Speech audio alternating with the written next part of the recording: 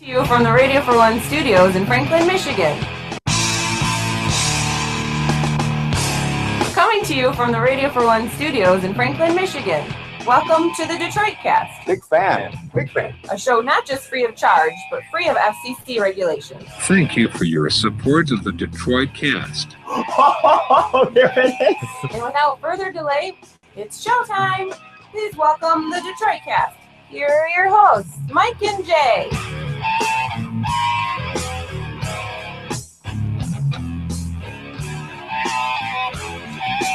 Hey. Welcome to a Friday, May 1st edition of the Detroit Cast with Mike and Jay. Biggie is here somewhere. Mickey is here. And Poos is here. The Poos. Look at that Poos. How you doing, buddy? You had a long day, didn't you? Long day. Long day. Yeah, sorry for the late start for those that like watching this show live. Yeah, my apologies. That's my fault. Is that your bad? That's my bad, Is this dude. one on you, Jay? I had to do a 2-hour meeting, essentially. Ugh. Really? Lead it, like present it. So Really? Yeah. How did it go? Oh, yeah, you had the Soccer thing. No. You had the camera. Oh, yeah. I had the PowerPoint deal. How did the that work? projector. Flawlessly. Really? Seamless. Nice. Good work. Did you mission accomplished? Mm-hmm. Yeah. Yeah, it was just a long day of prep and meeting with various people and then Was doing this that. So for Team Alliance? Timing didn't really work out for the 9:30 broadcast, so I apologize. Yeah. But we're doing the best we can. Yeah, absolutely. You know, honestly, this is going to be a rough show. I'll be honest with you right away because it seems like nothing is going on in the world except Baltimore and we hate that story already. Yeah, we do. Sick of it.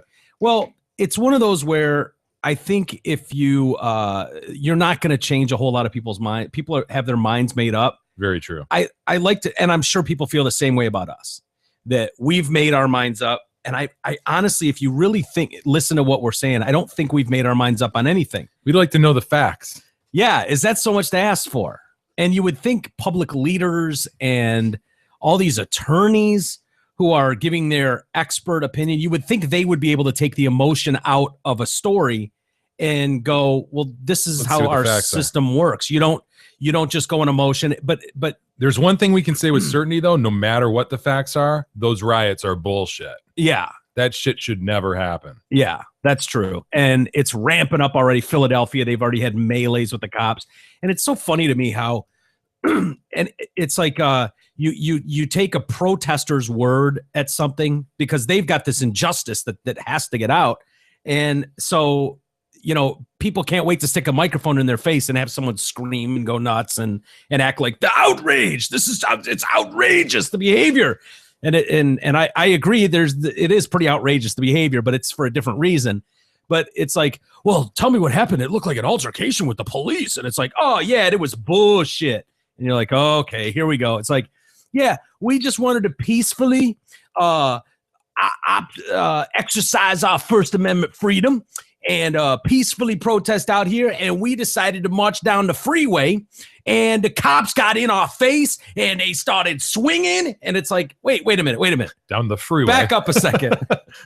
The part was fine. I was with you. I was right there. You know, exercise your right, have a blast, dance in the street, play your little drums, all that shit, scream to the heavens, all of that until you went, yeah, we just tried to marchfully and peacefully march down the freeway. Marchfully. Yeah, it is. It's mayfully, but marchfully would have worked. Yeah, they just wanted to peacefully march down the freeway, Jay. Okay. The middle of the freeway, the thoroughfare. The public thoroughfare. Oh. And I don't know about you, but all of a sudden that sounds like a problem to me. I don't care what you're trying to do. Other people have rights too, and they have the right to not be fucked with by you walking down the middle of the freeway in a pack of 1,000. Right. So call me an asshole and a racist and a monster, but it seems like you're just trying to fuck with the system at that point. No, that's what does get tricky because you want people to have the right to protest and do it. Not really, but no, yeah. Totally. You're so funny with the First Amendment. No, I'm kidding, I love it. dude. I'm no, you want people to have the right to do that. That's a beautiful thing. Yeah. I mean, people really should be able to do that and take advantage of it. But there's this balancing where, like, that's an easy one. Like, you can't just go down 696 arm in arm protesting. Yeah. That's where. So there's this conflict already then with police or the authorities trying to, bring reason to this, kind of balance the two. Yeah. So And it's a tough one. it is tough. And last night when we were doing the show, like right after the show, But thankfully, that tough one isn't presented a lot in this instance. It's really just riots. So it's pretty easy to make the judgment call on what's really going on. right. That tough circumstance of the peaceful protest really doesn't have to be, you don't really have to approach that and make those tough judgment calls. And the way you ensure that the riots continue and the perceived injustice continues is to give that credibility by acting like these are just our kids blowing off some steam. Isn't that funny how it's taken on that narrative? It's crazy to me. That these are all just kids, first Yeah. off. They don't want to accept that anybody above the age of 16 is doing anything violent or inappropriate. Yeah. It's like that was immediate. Like they immediately made that call and they're sticking by it. Yeah. The other frustrating part with it is the idea of, and we've kind of talked about it plenty, but this we just want justice. We just want the facts to be known. Like scream that from the rooftops. Yet nobody really wants that. They want people's heads on a stake. That's what they want, because no matter what's happened through time doesn't mean, you could be wronged by the police at some point. Of course, people get fucked at their jobs. People get fucked over by the court system. People get fucked over. I mean, People get fucked in their asses, ready? Yeah, it happens. Yes. That happens. The system's not perfect. It's far from perfect. I think we can all agree with that things go wrong. They don't always work out the way you hope. People see things different ways, but it doesn't mean that all of that. So you take it out on 6 cops and fuck them. They're the problem. That's just the way it's like, wait a minute.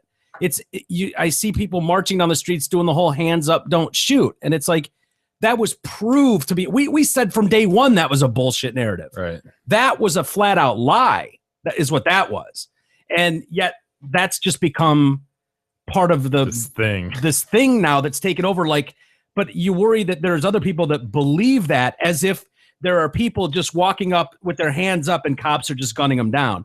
Now you could point and go, South Carolina, that guy was right. Yeah. And yeah, of course, you could always find the example somewhere to prove your case. But by and large, that's a tough one, because that was pretty recent and that was pretty fucking bad, man. and that guy went right to jail and he's facing first-degree murder charges just as anyone else would.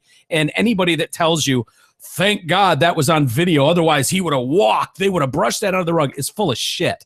There's no way, I don't see any way that a guy shows up with 8 bullets in his back and they would know what distance that gun was fired from, that you could justify that shooting. Not going to happen. Right. Not going to happen. And I just don't know why that's impossible to see. But you're seeing leaders going, oh yeah, they would have just swept that under the rug. Thank really? God for the video. Yeah. So anyway, the story started coming out late last night and this morning more so about, first off, the Baltimore police turned in their report. They did it a day early, and so it's out of their hands now, and now it's up to the prosecutor to see if they are going to bring charges. An investigation concluded, and some of this stuff is starting to leak out. So I don't know if this is a situation like Mike Brown, where they started leaking out some information, like don't get your hopes up automatically that this is going to go the way you all want this to go. Kind of priming the pump, like just a little bit. And I don't know, but because you're hearing the other side and they think this is great news, this is all great news. And I'm not sure how to take it really, but an investigation concluded that Freddie Gray broke his neck after falling headfirst into the back of the police van as it was moving. They said his catastrophic head injuries were consistent with hitting a bolt in the back door of the van. So he had a bolt imprint in the top of his head. Damn, man. Yeah. Mm-hmm. He was standing in the van, bent over with his hand cuffed behind his back and his head pointing towards the back door. It's believed he fell into the door, breaking his neck. Police admitted the van made a previously unreported stop, which is weird. If you've been watching video, you'll see, I think Anderson Cooper did an interview with either a family member or a friend of one of the cops, and just reading between the lines, I'm willing to bet it was the driver of the van who this person was associated with. Right. Because this woman was going, they're taking these 6 cops to the mat for this, but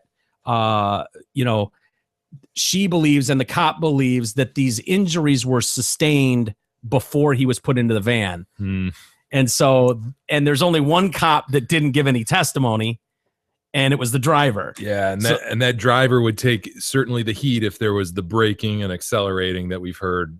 Yeah, a little rough ride action. Yeah.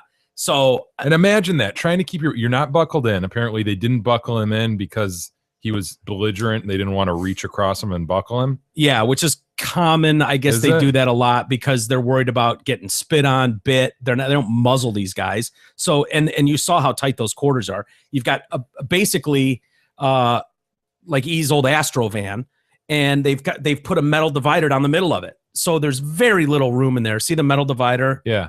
So there's very little room for one cop to be in there with a victim. So they don't like. But if you're cuffed and you're not belted in, I mean that could be hard to keep your balance if you're having a rough ride. Yeah, no doubt about it. I don't know. But she was saying that carefully. Sorry. Yeah, she was just basically saying, these injuries happened before he was in the van, and a lot of people were pushing that narrative. Yeah, in the beginning. To me, I've seen enough people go limp on a cop because they're not going to participate. Go boneless on him. Scream in pain, writhe in pain. Oh my God, he's killing me! I can't breath. We've seen a million people scream those things and say those things, and it's kind of the calling card of the criminal, right? We've seen them smash their heads into the windows in the cop car. You're not going to be helpful, make it hard. Make them work for it. Be a dick, whatever you can do, especially if you feel like you've been wronged or whatever. You're going to be pissed. Nobody wants to be arrested. Now, when I was apprehended at Pine Knob, when we were on stage with Steppenwolf, I remember. You recall how I approaced that? Yes, I held hands with the security guard all the way out. That was my choice, though. That was, it was. I believe you said, why can't we be friends? Let's hold hands. Yeah. And you did. Yeah. It was a female too. It wasn't a male cop that you were dying to hold hands with. She was trying to do the whole, rough me around and hold my hands this way and that. I'm like, why are we doing this? Let's just hold hands. I'm not going anywhere. Let's be friends about this. She did. And if you remember, Ed got chucked down on stage. Oh, Ed got freaking slammed. Hammered. We jumped. For those that aren't aware, Jay and I, in our youthful stage, jumped on stage with Steppenwolf during the Steppenwolf 3 Dog Night concert at Pine Knob. Very well attended event. We got free tickets to lawn seats for test driving Jeep Wranglers. So we went and test drove Jeep Wranglers and left with a pocket full of free tickets on a random Wednesday night or something. And we decided it'd be a good idea to get on stage. So me, you, and Ed made a beeline. I just got a question. I think it was during Magic Carpet Ride too. Oh, of course it was. I probably asked this the last time, but I always forget. Like, was there any, when you went to get the test drives, was there any actual, do you think the guy thought there was any chance you were looking to buy? No. Hell no. Were we in high school still? In fact, I think the guy just gave us a pile of them. He's like, here. He did. And then, so Jay and Ed and I jumped on stage. And we're doing me and Mike are just doing the traditional woo, hands in the air, next to the bass player. Yeah, and we drunk as shit. Both glance over and we see Ed just get stuck by a security guard, just hammered on stage. I mean, like a streaker in the middle of Wembley Stadium. Yeah, he just got hammered. And so that's when me and Mike we decided better of it and just sort of hopped off the stage. And at that point, we were immediately apprehended. Yeah, and so they decided they were going to throw us out of Pine Knob. But I didn't want a rough ride, dude. I just wanted to hold hands. So. Absolutely. And I didn't want a rough ride either. We went calmly, willingly, even in our drunken state. And so they took us out in the parking lot. They put us into a cop car. They drove us off the premises. And I tried to steal the cop's hat. I do remember that. Yep. We were very close. I think you stopped me, or I don't remember who or what, or if the cop was kind of keeping an eye on us and we thought better of it, but whatever. But we were not worried. We were not worried at all because we had a pocket full of extra tickets in our pocket. So they told us, do not come back in the venue. And we were like, oh, absolutely not. And so then we went into the woods, hopped a barbed wire fence. Ed was nice enough to lay over the barbed wire so me and Mike could climb over him. Yeah. Which is great. It was perfect. Very accommodating. Yeah, Ed was. Especially Ed really took one for the team that night. Twice. And so we go walking back in, just like. And, hey, we're just going to the concert. And we walk in. I'll never forget this. We go walking in, and there's, security. They have their little walkie-talkies on their shoulders. And we hand the tickets, and we start walking past, and I hear, yeah, be on the lookout. We've got some gentlemen that jumped on stage that are probably going to try to get back into they're trying to get back into the show. And the security guard says, don't worry, they won't get by me. And then I just hear, they just did. And I was like, hey, you guys, get over here. And I think they threw us out again. Yeah, That was kind of the end of it. But they just did. The point is, you got two choices then. You can be belligerent and you can try to go boneless. I mean, there's a couple different ways you can do it. Yeah. This guy apparently, did the old, I'm not going to help you out. And yeah, the dead fish. Throw me in the van and you do your job kind of thing.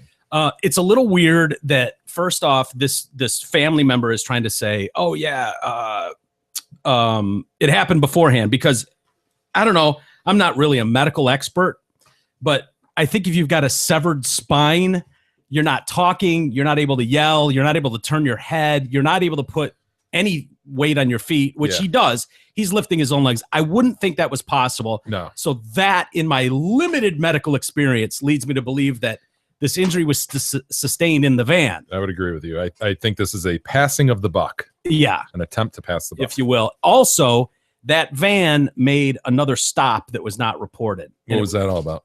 Well, they don't know. They don't know, but they said, oh, we made a stop, remember, to put leg shackles on him. It made another stop to pick up this other guy.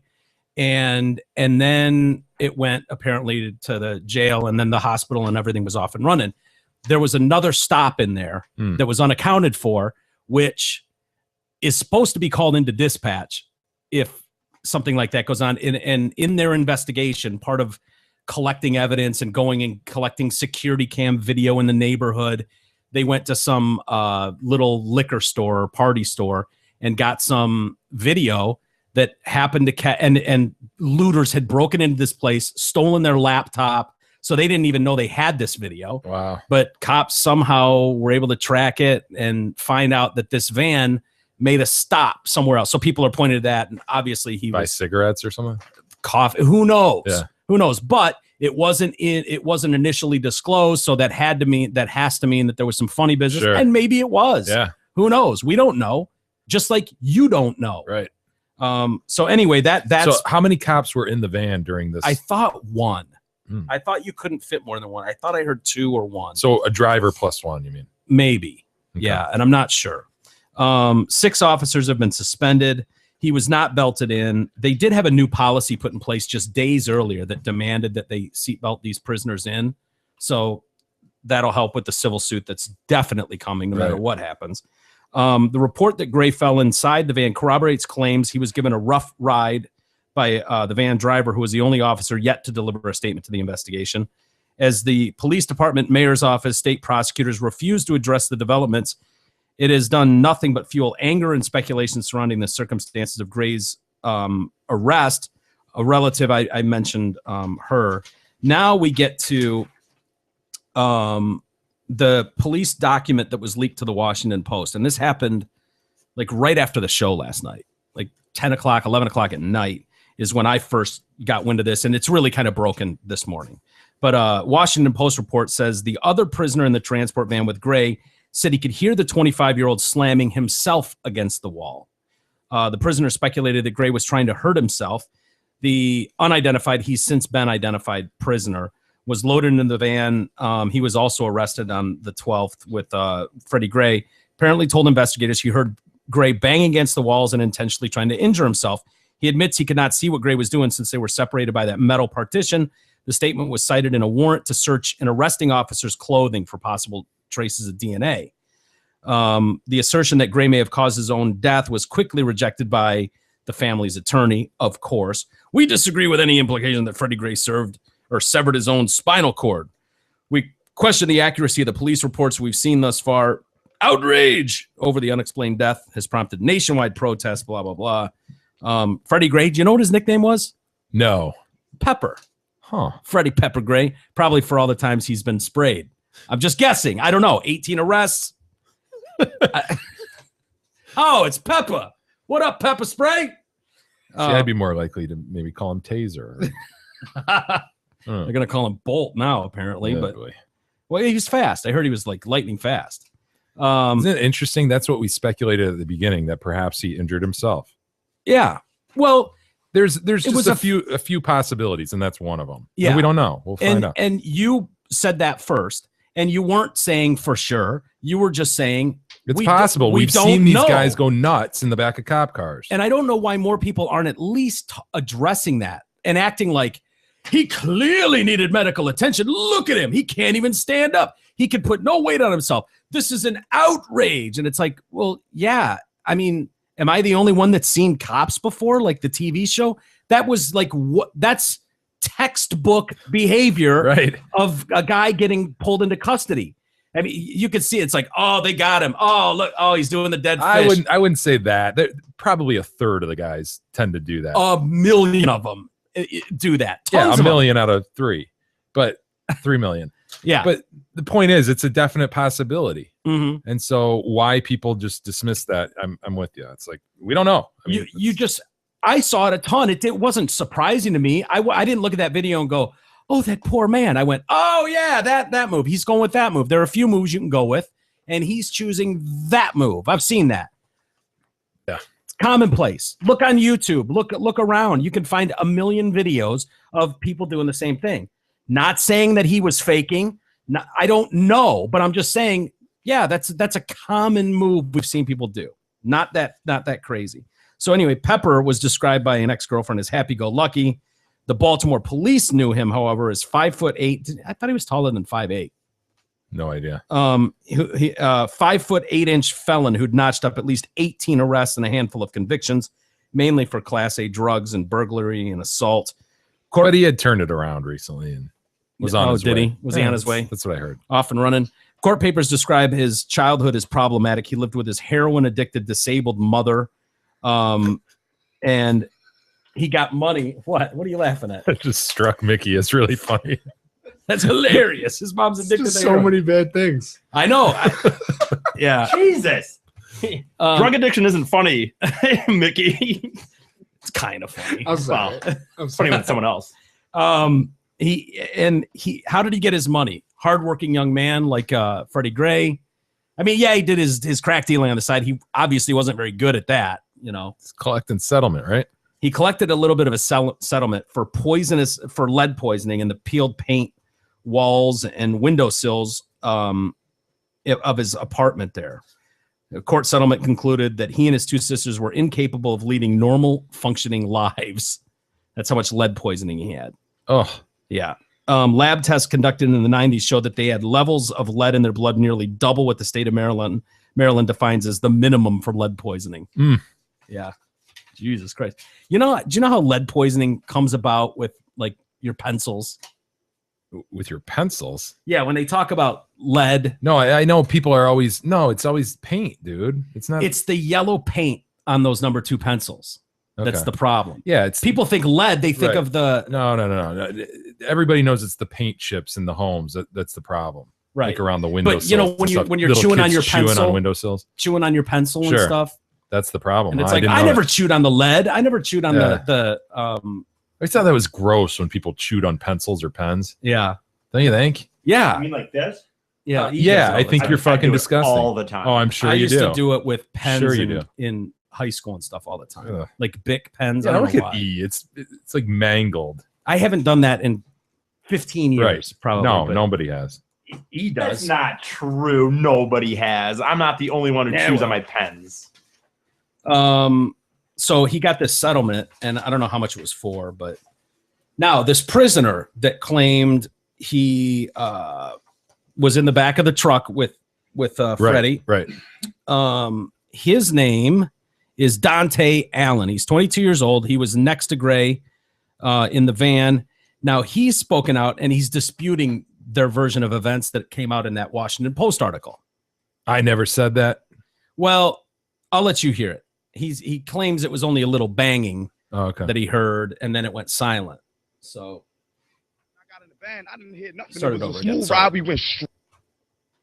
When I got in the van, I didn't hear nothing. It was a smooth ride. We went straight to the police station. All I heard was like a little banging for about 4 seconds. You know what I mean? You actually I just heard little banging, you know, just little, you know what I mean? Boom, boom, just little banging, I told homicide that. I don't work with the police. I did not tell the police nothing. So now people are going to point to that and say, see, it's rigged. I look at that and I see a guy who's got to wake up tomorrow morning in that neighborhood and doesn't want to be the snitch. That is a very real possibility. I mean, to come out, he is, no one asked him, but he's going, I ain't working with the police. I ain't telling him shit. That's a guy who maybe said one thing when police were questioning him, and maybe they were leading. Maybe they were leading questions. I don't know. I wasn't there. But why wouldn't he just deny it? Why, in total, just be like, I didn't say shit about him. I never heard anything. Into the police? Yeah, no, to this. Why would you just be like, I did not give them a statement where I alluded to the idea that he could have got hurt. I didn't say shit about that goes him. to his credibility, Jay. Dude, if you're suggesting he's lying, why doesn't he lie all the way? Well, I'm not suggesting that he's lying. I could just see why Well, you're where the suggesting there's a incentive would right. be there. Right. So why wouldn't he go the extra step and just wipe it clean as possible and say, I didn't hear a thing. They're lying, man. Yeah. I don't know. Maybe they have him on. Because it's possible that he did say what he just said and that the police did trump it up. Oh, okay. The guy next to him said it banging and all this stuff. Well, in our report, we're going to say that prisoner reported that he was banging around trying to hurt himself. Yeah. And so then they, inflate it. In that Yeah. way. It's possible. We don't know. I suppose anything's possible. And yeah, we don't know. But he does kind of corroborate the story by saying, yeah, I heard him banging just a little bit, but I heard him banging around. But you would think if it was a rough ride, what that says to me is he was still alive at that point, and or not in a coma at that point. And if it was a rough ride, wouldn't he have felt a rough ride too? He was in the same van. Yeah, I wonder if they asked him more about that, if there's more information, or if he just left after that and that's all he wanted to comment on. Because that certainly would have been in my line of questioning. Yeah. And I'm sure it was in theirs too. I don't know. Now, the mother that we've talked about Many times, and I can't remember her name. Mother of the Year, Mother of the Toya- Century. It was Toya. 50 times better than Mother of the Year. Toya Graham, right? I took more heat about that, by the way. Why? Because I said 50 and not 100. Oh, for a century? Yeah. Yeah.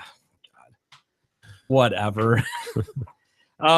We've got an article by Stacey Patton, also in the Washington Post today. African-American lady. And we predicted this, that there would be a headline that said, not so fast. Don't start awarding this lady medals. She was beating on her son, and that's inappropriate. Yeah. Right? Why is But America this has a little bit more of a wrinkle to it. little bit? Why is America celebrating the beating of a black child? It's not surprising that a black mother in Baltimore who chased down, cursed, and beat her 16-year-old son has been called a hero. In this country, when black mothers fulfill stereotypes of mammies, angry and thwarting resistance to a system designed to kill their children. A system designed to kill their children. All right. They get praised. Graham's message to America is, I will teach my black son not to resist white supremacy so he can live. Wow. The kind of violent discipline Graham unleashed did not originate with her or with my adoptive mother, who publicly beat me, or with legions of black parents who equate pain with protection and love. The beatings originated with white supremacy. I know. Who knew?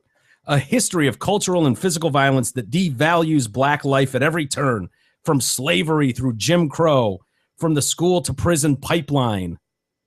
School to prison pipeline. The problem is that Graham's actions do not assure that her son will survive childhood. Recall the uncle who in 2011, I love this video. The uncle, a video of a recording of himself beating his teenage nephew for posting gang messages on Facebook. Remember that one? No. He's like, "You think you're bad, motherfucker?" Oh yeah, And he's sure. smacking him. Yeah. That one, yeah, the kid ended up dying a few months later. What? Yeah, it didn't work. He tried. He tried to beat the thug out of him. Damn, dude, that Yeah, sucks. It didn't work. Yeah, what are you gonna do? It doesn't matter how black children behave and whether they throw rocks at the police, burn a CVS, join gangs, listen to rap music, play with a toy gun in a park, or simply make eye contact with a police officer. They risk being killed and blamed for their own deaths because black youths are rarely viewed as innocent or worthy of protection. Wow. If there were an easy way to keep black children safe from the police, if we could just figure out a way. God, if there could just be a way. It's just such Let's a put all our heads together and think, guys. How could we possibly keep black children safe from the police. Anybody? E, any ideas? I am stumped on this one. Yeah, this to be is a honest tough with you, one. but I can't keep myself, so. Yeah. If there were just a way. If anyone's got any ideas, what about like? feel free to email us or call us. 844-FUKFASE 385-3223. Our phones are open. If Jay, anybody's got any ideas. Yeah, I what do don't you know. got? What would you think about possibly just obeying like local stop. ordinances Don't or be stupid, E. E, come Regulations. on. You're Don't such be an asshole. ridiculous. Oh, I'm sorry. I thought maybe Oh. driving without a suspended license. And there's our retard. I'm I'm sorry, sorry, I'm folks. sorry. Sorry to waste your time like that. not dealing What a not simpleton. dealing illegal drugs. What a Oh, simpleton. I'm sorry. Stop breaking the law. Seriously? Come on. Well, if there were, It's if just we out of could, the box. You asked for anything. if we could figure out the magic potion that exists to keep young black children safe from the police, out of prisons, morgues, and graves, we would not have spent the last 3 years in almost an endless cycle of grieving loss of young black people. Trayvon Martin, Renisha McBride, Michael Brown, Tamir Rice, Freddie Gray, and on and on. The list is too long to count. Remember our friend Renisha McBride, local girl? Yes. I don't know, I can think of a few ways that could have ended differently, but whatever. Guy's in jail. This celebration of Graham reflects a belief that black youths are inherently problematic, criminal, and out of control, that black fathers are absent, suggesting that all we need is an angry black woman to beat the thug out of an angry young man. What is so disturbing is that white supremacy is let off the hook, Jay. It's ignored in this instance. Yeah, a militarized and racist police force is not the problem. Systematic racism, from the war on drugs to racial profiling to hyper-segregation to community divestment, is not the issue. The message becomes black children's behavior is the true enemy of peace. This distracting conversation turns the spotlight back to black youth. If only Freddie hadn't run. True. If only he was perfect, maybe he would still be with us to pick up that 19th drug arrest.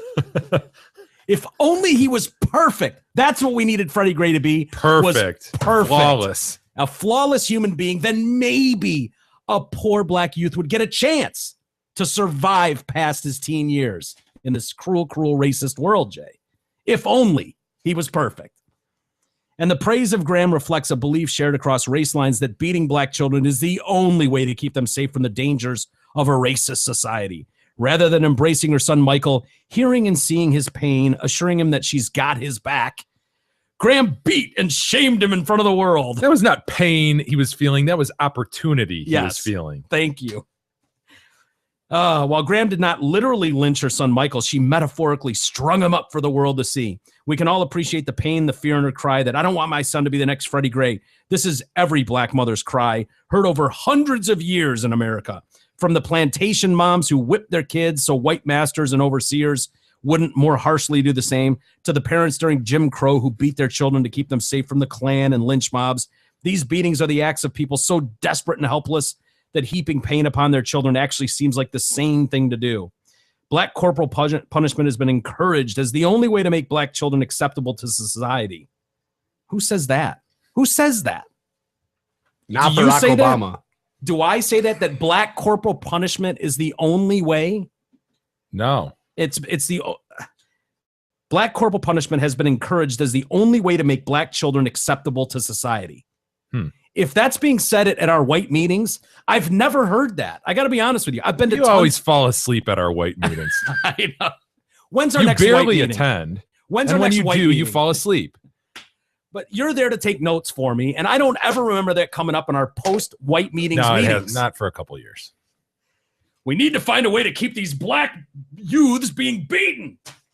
It just doesn't have. Nobody I know has ever said that, ever. The recent killings of unarmed black people has elevated black parents' fears. Yeah, that's true. The fears, I blame the media more than anybody for that, for elevating the fears and making it look like this is just rampant in the streets everywhere, that your innocent child is going to be walking in the library and runs the risk of just being gunned down, because that's what the press would like you to believe. That's the reality of what the press wants you to think. It's intensified debates over corporal punishment, all against the backdrop of American hypocrisy, a culture that routinely cites Martin Luther King Jr.'s embrace of nonviolence, yet celebrates militarized police, corporal punishment, and the daily violence directed at black children. A culture that disempowers black parents, criminalizes them, and blames them for everything from low graduation rates to poverty. Who else do you blame? If your kids flunk out of school, Jay, guess who I'm blaming? Me. You. Me. I'm not going to blame the black family down the street if your kids fail out of school. Right. That I can promise you. At the same time, American society has empowered the police who wield their batons and guns to control black children. Beatings are not transformative. They don't empower. Where is the celebration of moms whose children have been at the forefront of peaceful protests? Well, that doesn't make the headlines. Nobody cares about that story. You know, it's funny. When we watched the Ferguson mess go down, what did they keep saying to us? What was the injustice in Ferguson? Not just that a black guy, an unarmed black hero martyr, was gunned down by a racist white cop. We heard that plenty. But the other thing we heard was you've got a community that's 75% black, and you've got a police department that's almost entirely white. There's like 2 or 3 black cops on the force. And this is what happens. There's no justice, no peace, because we can't get ahead. We can't win. There's no black representation here, right? And that was the problem. So what did they do? They gutted half the shit. They brought in black people, and we'll see what happens in Ferguson. Fingers crossed, right? Baltimore's completely opposite. Baltimore, police chief Anthony Betts, black. 50% of their police force in Baltimore is black. City council, 2/3 of them are black. School superintendent, black. Mayor Stephanie Rawlings Blake, black. Democratic Representative Elijah Cummings, black. The list goes on and on. They are represented by black people across the board, way more than the population bores out. And that's fine. I'm not saying it's a bad thing, but I'm saying after 50 years of Democratic rule and doing it this way in Baltimore, the result is the same. So at what point do we stop looking at everybody else for the fuck-ups and the problems in one community and start maybe, just maybe, thinking about going, well, what are we bringing to this party that's not working? Personal responsibility, Mike? Is that what you're suggesting? I mean, I know, call it white power, call it racism, whatever you want, but at what point do we need to have 100% black police force? Do all the council members, 3/3 of them, not just 2/3, need to be black? Will that fix the problem? At what point does some of the responsibility for the interaction between the police, and again, I'm not saying the police are perfect. I'm not saying the police don't ever go overboard or rough someone up, but I'm telling you, I've seen enough videos and enough shit to go, wait a minute. This doesn't look to me like just outrageous police forces attacking black citizens. That's not what I see over and over in these videos, in these examples. And it just, something doesn't balance out. And I don't know what the answer is, but you know what I'm saying? You object to personal responsibility. I know E does. How do you feel? Whoa. I just like how I'm the I'm not putting child. this on E. Well put, Mike. I mean, I'm with you. There's got to be at some point some responsibility taken and stop the. I mean, I hate to say stop the victim card, but because there's an awful history, you know, and that history is undeniable. But at some point, you do, you know, personally and as a group, have to stop that and take ownership and the systematic racism of shit schools and no parks and no swimming pools, and they open it and then they shut it down. Like, whose fault is that? Because the finger clearly seems to be pointed at white America. Like, this is white America's fault. And now you've got a town that's run by African Americans. Those are your leaders. Like, these are the people that were brought in because they understand your plight and they get it. And yet nothing's changed. Right.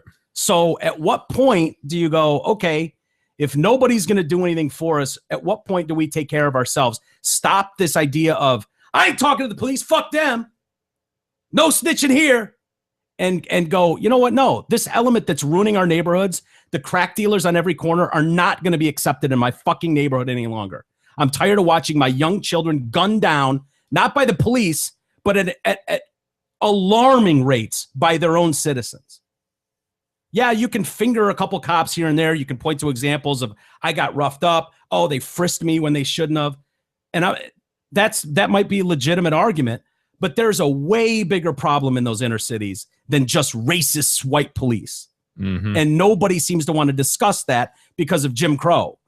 Or no, you've mentioned that many times. I think that's right on. The problem is deep, and that community has to look at themselves and move themselves forward.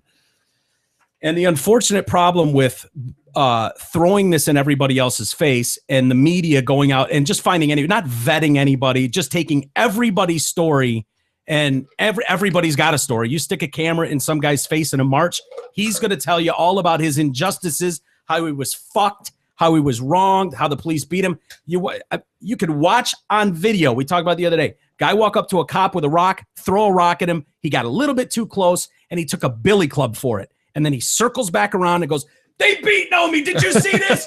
Police abuse. He hit me with it. It's like, motherfucker, you threw a rock at a cop. We just saw you, man. Dude, really? But if you only get, if that's not caught on camera, you're just getting another outrageous guy going, they just beat me with a billy club. Look at the mark. Look at the mark. You're going, yeah, well, they didn't just walk up to you and beat you with a billy club. That didn't happen. That's a fucking lie. And until people go, no, dude, you can't, wait. This falls apart for most of the country if you're going to walk up to a cop, throw a rock in his face, and then when he swings at you with a billy club, you can't cry foul then. If you're walking down the street to the library to go study and a guy walks up and beats you with a billy club, now you got an argument.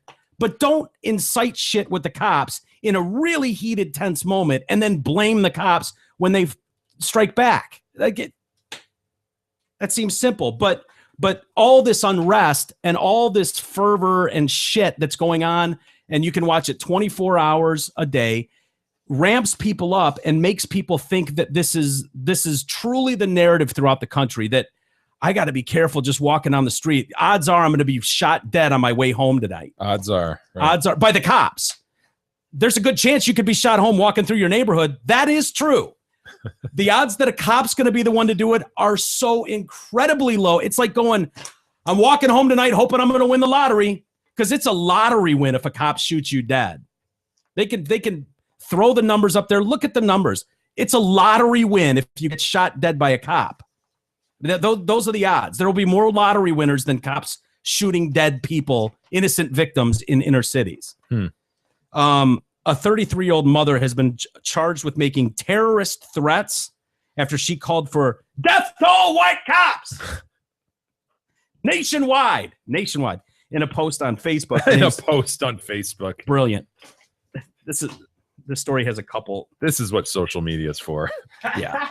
Her name's Ebony Dickens. She's from East Point, Georgia. She posted the rant under the alias Tiffany Milan as protests in Baltimore about Freddie Gray's death were going on. Atlanta police were alerted. They called local police, and then they vetted the situation a little bit, figured out who it was, and then she was taken into custody last night, charged with dissemination of information related to terrorist threats.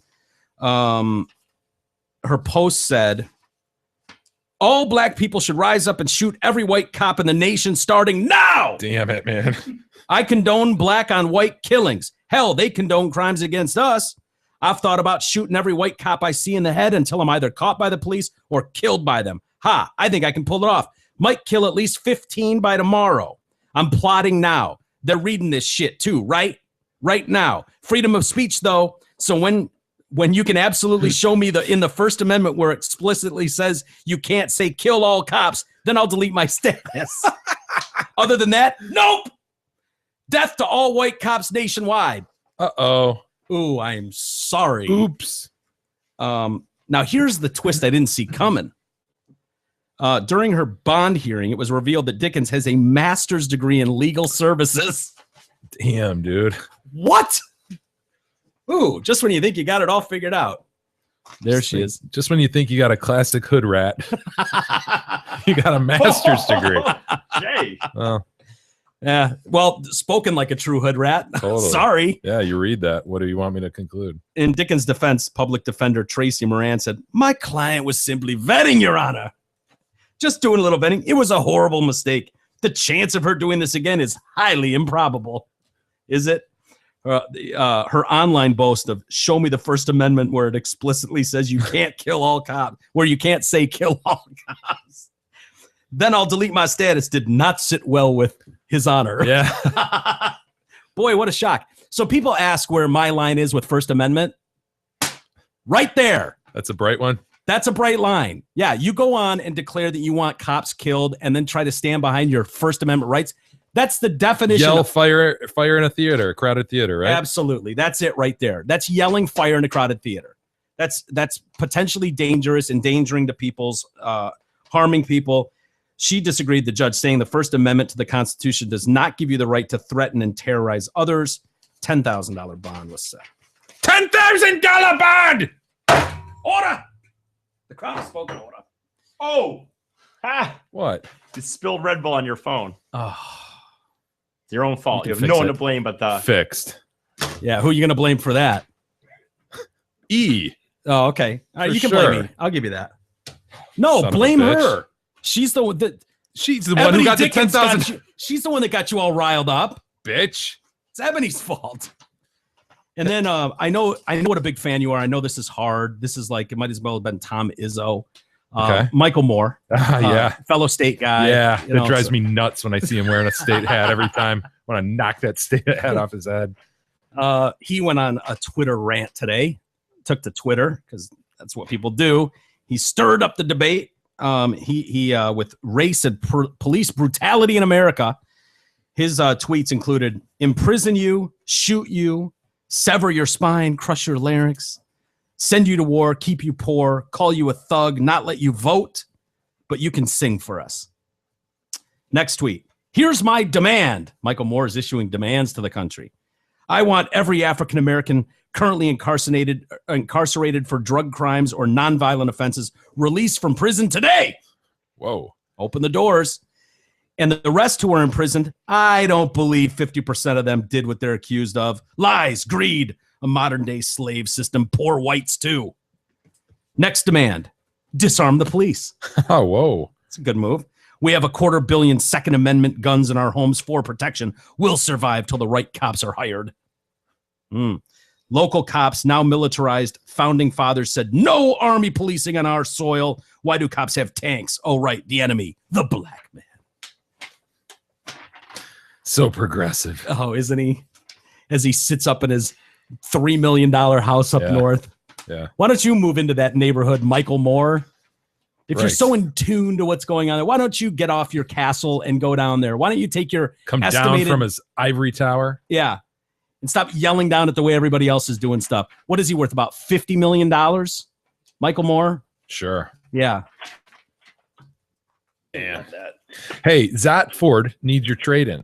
For a limited time, Zat Ford is conducting a special key for key event. During this event, you can exchange your current vehicle for a brand new 2015 Ford without spending a dime out of your pocket. Also, they may be able to match or lower your monthly payment. Zat Ford is authorized to assist you in terminating the remainder of your loan or lease, no matter what you owe. You give them the keys to your current vehicle, and they will give you the keys to a brand new 2015 Ford. Plus, as an added bonus, Zat Ford will make your first month's payment up to $500. Friends, you can only do this at Zat Ford, and you can only do it during the month of May. Jay, you want to see a guy who punched a bear? Yeah, I don't think there's video of him punching the bear. What's wrong? I love bears, man. I know clearly they interviewed him, but I cannot find him, dude. I'm sorry. Did you call him? I'm trying. I've tried. I can't find What him. happened when you called? No answer? Or? No, the only person that even came close to matching it did not only did not know was not him, but did not even know about the story. Seems like an off-air conversation. I don't I know. know. Well, Well, I wanted to find a number Yeah. for us to call. So, Dude, why would you punch a bear? well, what if you got a tiny little poops that you're worried is going to be harmed by Oh, said man. bear. I love bears, man. Mostly know. their hip structure. Yeah, I love the way they can pedal a bike. God, I love them on bikes. They just look so silly because their torso is so grand. very, very long, extended torso and very short legs. Yeah, little stubby legs. Ah, Look at those boobs. You want to see this video of this Yeah, dude? man. He's kind of a piece of work. Awesome.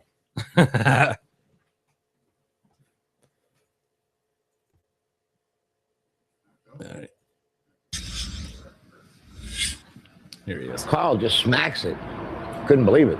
And I raised both hands in the air and I cussed at him. Only on CBS 13 tonight. A story like one you've probably never heard. A Foothills man came face to face with a bear outside his home. He didn't run. He didn't call fish and game. Instead, he wound up and he punched the bear in the face. Wow. CBS 13's Ian Schwartz met up with the man to find out why he did something so crazy. Carl Moore is not a guy who scares easily. The man or beast that I run from ain't been born, and its mama's already dead. He's 73 with a wiry Whoa. frame, and he's one heck of a Hell of a character. Kitterman, too. And it turns out he's also one heck of a bear fighter. I ain't running from nothing. Yeah. I never have in my whole life, and I ain't gonna start now. And you're not gonna sacrifice my babies for some damn Chihuahua. bear. Yeah. The other week, Lacey, the dog he loves like a daughter, started whimpering outside. Carl ran out, and there it was. A bear who had no idea what world it just stepped into. Carl's world. And I raised both hands in the air, and I cussed at him. Yeah, get out of here, and he looked at me like, go F yourself. What happened next can only be described as some bitch. insane. Carl landed a whirling haymaker, punching the bear right in the face. Barehanded, if you will. He come over like this, Oh. and he turned, boom. I hit him hard. Tyler said I damn near corkscrewed his head. We've all heard of a tall tale, the fish this big that got away. So was Carl up to it? Well, if you talk to the guy he's known for 25 years, But he'll tell you, you bet. Carl just smacks it. Couldn't believe it. Yeah, what was going through your mind? Crazy. That's John Sargent. He's a friend and an employee with the construction company Carl owns. He says the bear was a bit shorter than Carl, but still a formidable opponent. What do you think the bear is telling his buddies?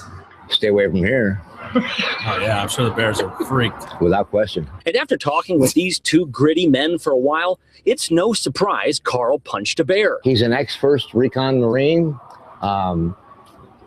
He's been in barroom brawls and all kind of stuff. The bear's long gone and likely in no rush for another Foothills fistfight with the new reigning champ. But if he does return, you know Carl will be ready with that right hand. You know, they This don't guy's a say jerk, it. but he ain't been back since he got smacked by Carl. Third Oh, person. third person, yeah. Yeah.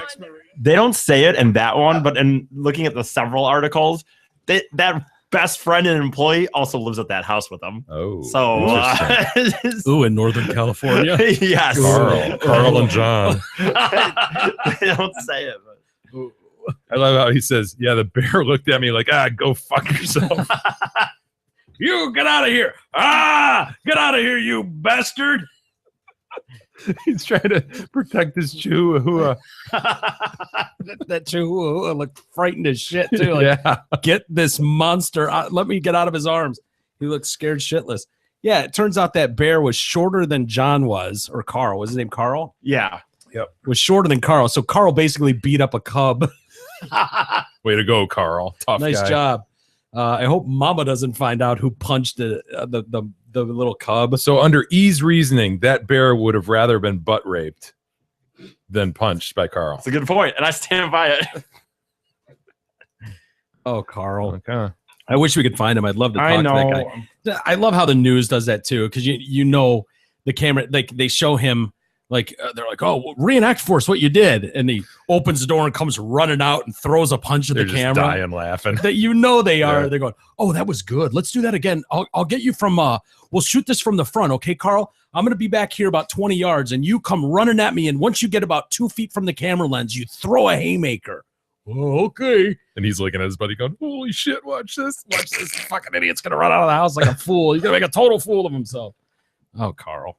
Anyway, why don't we take a quick timeout? Collect our thoughts. Collect our thoughts. Yeah, that's a good call. And then we will give you an update on the Popeyes chicken. Remember our friend from Popeyes Chicken? Oh yeah, the robbery. The manager that underwent the robbery and then was fired afterward. Yeah, when she refused to pay back the money that was stolen from the till. Right. $400. We've got a new update on her for all you sons of bitches out there that think that the Astronom file is just a thing where things go to die. Living proof that the Astronom file exists. We put that story in the Astronom file and we've got a new update on it. So we'll give you that and much more next.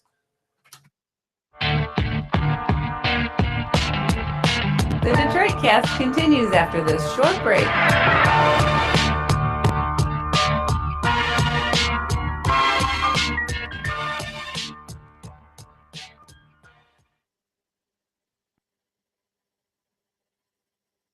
Hey TDC friends, you know who it is, Steve Gabarra, the general manager at Zod Ford in Holly. As Jay mentioned before, Zod Ford is all about offering our customers choices. Bruce Jenner chose to be a chick, Big E chose to be normcore, and Jay has foolishly chosen to be Big E's trainer. That's how life goes. Well, now you can choose which new Ford you'd like to enjoy. Right now, lease a new 2015 Fiesta, Focus, or Fusion for just $145 a month for only 24 months. Friends, even the cult leader will agree. These deals are too good to pass up. Just $145 for a new Fiesta, Focus, or Fusion. Hurry down to Zott Ford at I-75 and exit 98 or check out our sick deals and our massive inventory at ZottFord.com. Get there.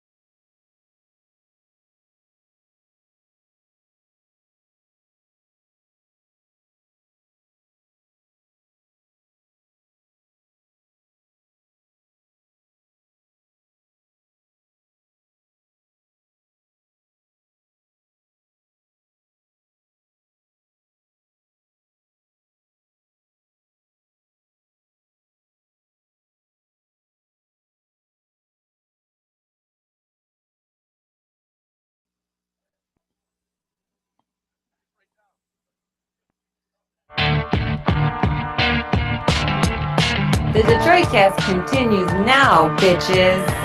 Here's Mike and Jay. All right, welcome back to the Detroit Cast on a Friday. We made it, Jay. Are you going to make it to the end? Dude, Been a long day, I know. we got this. We got this shit. Not only do we got this, it's gonna be good and shit. Hell yeah. I got a story coming up about a PBS documentary that I found fascinating. Insert joke here. Really, dude? Yeah, seriously. Okay. About what it's like if you, not to equate everything back to Baltimore, but just the idea that you can literally come from nothing and make something of yourself, which is really kind of unique to this country. If you just do things, and go for it. Yeah. And I don't know. I found it to be a fascinating story. I'll fill you in on that in a little bit. Okay. And but I mentioned the Popeyes manager who was fired, right? Yeah. The pregnant Popeyes manager. I think she's got 4 kids now on a Popeyes salary. Doesn't bode well. Yeah, it's rough. But An auspicious beginning for those kids, Jay. Whoa! He's been prepping for that I've been one. waiting for a moment to use that word. Auspicious. I can just so proud of himself. Look at him. He actually, From here on out. actually pumped up his chest. I'm just gonna go home, guys. All right, See you on Costanza. Monday. You going out on the high note, are you? Right. Going out on the laugh, huh? Well, she was the one fired for not paying back the money during that armed robbery. She's now figured out a way to maybe never have to work again. She's filed a lawsuit. She's demanding $5.5 million. Why not 6.5? Well, that would be That'd be absurd. outrageous. That would be Come on, outrageous. Jay. 6.5. That's unreasonable. $5.5 million. That's more reasonable. Marissa Holcomb is her name. She's asking for that amount for Distress. Emotional distress. emotional Right. distress. Very good. Very good, you two. A letter from her attorney, Mark Bozeman, states, even though you have offered to give her job back, only to save face after experiencing bad publicity, the damage from your egregious conduct has been done. God. Why don't they Demand just pay her? $5.5 million. I mean, if at the pay her what would her salary be for the next 10 years? What, 100,000 maybe over the next? Interestingly, that's probably why they made the job offer back, was to try to cut off damages in that regard. Yeah. Because by her not accepting that, there'll be the argument that, hey, You you cut yourself off of economic damages because we offered those back. Now, the argument by And her they actually side, offered her money for the time yeah, that she was that she gone. was off. Couple grand. She is going back to work starting tomorrow at Popeyes. at a different Popeyes. God. So they gave Who her her cares? job back Everyone's going to know who she is. at a different All right, location. so her damages are purely emotional. Yeah. This isn't a pregnancy discrimination. Is that the claim? Do they say? Emotional distress. Well, that's the damages she's seeking, but they don't talk about pregnancy discrimination at all. 'Cause No. that's where I thought the whole thing was going at first when you said she was. No. This pregnant just with her screams fourth. like a throw a ridiculous number up for a settlement. Hope. What'll be awesome is when they settle for $2,500. Really? And it's like take it or leave it. Yeah, I mean, what that's the hope range does we're she talking have? about. I mean, you've worked in law like this, dealing with. As long as they have her documented as having the training that she needed in order to know what to do with those funds. Because again, to back up, she was fired because she fucked up the procedure in terms of leaving the amount of money in the register that she did. Right. So as long as they show that she was trained, look, you don't leave more than $100 in the register. You put it in the safe, and here's the procedure for doing that. And as long as they show that she was probably disciplined for that prior to this, then they're fine, man. Yeah. You're not going to be able to show that this was in some way discriminatory. And honestly, the lawyer bringing up the bad publicity at Popeye's Chicken. Is there such thing as bad publicity for a Popeye's Right. chicken? I mean, I haven't thought about Popeyes in years, and now it's on my mind. And I don't think too highly of them. next I don't time like I the have way a they react. hankering for greasy chicken, maybe that'll be right on top of my list. I mean, honestly, Popeye's chicken probably is low on the totem pole as far as reputation and respect goes. Totally. So, bring it on, Marissa Holcomb. Yeah. How do you see something like that? Would you be worried if you were representing Popeyes? Fuck no. No. I would get this and I'd call the dude and laugh at him. And then I'd say, seriously, dude, I mean, if this can just go away for like, I don't know, $1,000, would you do it? Is there any chance he would go, done? And he'd be like, well, that's absurd. This is egregious. And he'd, do this. And so you'd do this little dance and you'd be like, all right, let me know about the $1,000. And then like 2 days later, you'd get an email and be like, well, maybe we should talk. and then all of a sudden he'd be at like 100,000, Yeah. And you'd be like, no, you could take 1,000. Would you move from 1,000? You'd probably, 1,500? you'd probably go up to like 2,500 or something. Yeah. If Mark Bozeman called you with that demand, would you call him Mark Bozoman? Because that's what I'd be like, listen, Mr. Bozo man, I don't think you'll be getting any more than $1 from us. We offered her job back. She accepted that. We already gave her $2,000. Right. I don't know what. Or we've talked about this before. There's companies who look at it like, look, man, I don't care how much this is going to cost me on the other end in legal fees. You guys just run with this and defend the shit out of it. We want to send a message. So I doubt Popeyes is like that, but maybe. Well, maybe. they're not like that because remember when this story first broke, they were already like, fuck this dangled out. bitch. And corporate, because these are little franchises owned by individuals. Corporate called them and went, fix this. Click. Mm-hmm. So they that's when the job offer came back and all that shit. So they don't want the bad publicity, as I mentioned, if there's such thing for Popeye's chicken as bad publicity. We've mentioned Popeye's chicken 100 times in the last month, and it never would have been mentioned before. So right. No, this has low-level settlement written all over it. I was kind of thinking, with everything in Baltimore, this might have been great news, that CVS burning. I was thinking CVS has gotten so much press out of this. It's been one giant commercial for CVS. You're right, man. This is great and the news. product placement of that Subway in the background too. In those pictures. I mean, imagine if there was just a constant Detroit Cast banner hanging off to the side of that CVS. Like we'd be going, this is an amazing story. That's what fortune for us. That's what you need to do. You need to find out when the next. You seem to have a good read on when these things. Like you always come in like, I feel it's bubbling up, and then it's boom. Need to find the next racial injustice. I know. ASAP. Get banners all over the city. There's some product placement. Oh my God, there is. Look at that poops. Look at that poops. Our Look lazy at that baby. little bean. Look at that. Our tiny lazy little baby is bean. just sleeping away, isn't she? Yeah, she is. This is the laziest baby I've ever seen in the history of babies. All she does is sleep. Every time you've turned on your creepy man camera, she's crashed. And there's a Detroit Cast t-shirt. Oh, she just moved. Can she hear me? We got to go. Turn the mic on. Okay. It's go time. Okay, let's go. It's go time. This is not quite what I intended go time for. You wake up this instant, you lazy baby. Get off your ass. She's stirring. I don't know. Oh, yeah. Stirring. Uh-oh. You woke her up. She stirred. Jesus. Get off your lazy ass, you lazy baby. This is now 4 days in a row. Yeah. This baby's getting no good sleep. None. She's a cutie pie, though. Cutie pie is Got going to a have little some. diaper butt. You can see her diaper through there. It's a diaper butt. Get your lazy ass up with that filled diaper. Last time when she did get up, then you yelled at her to go back to sleep. Well, look at that little nugget just laying there. Filled diaper.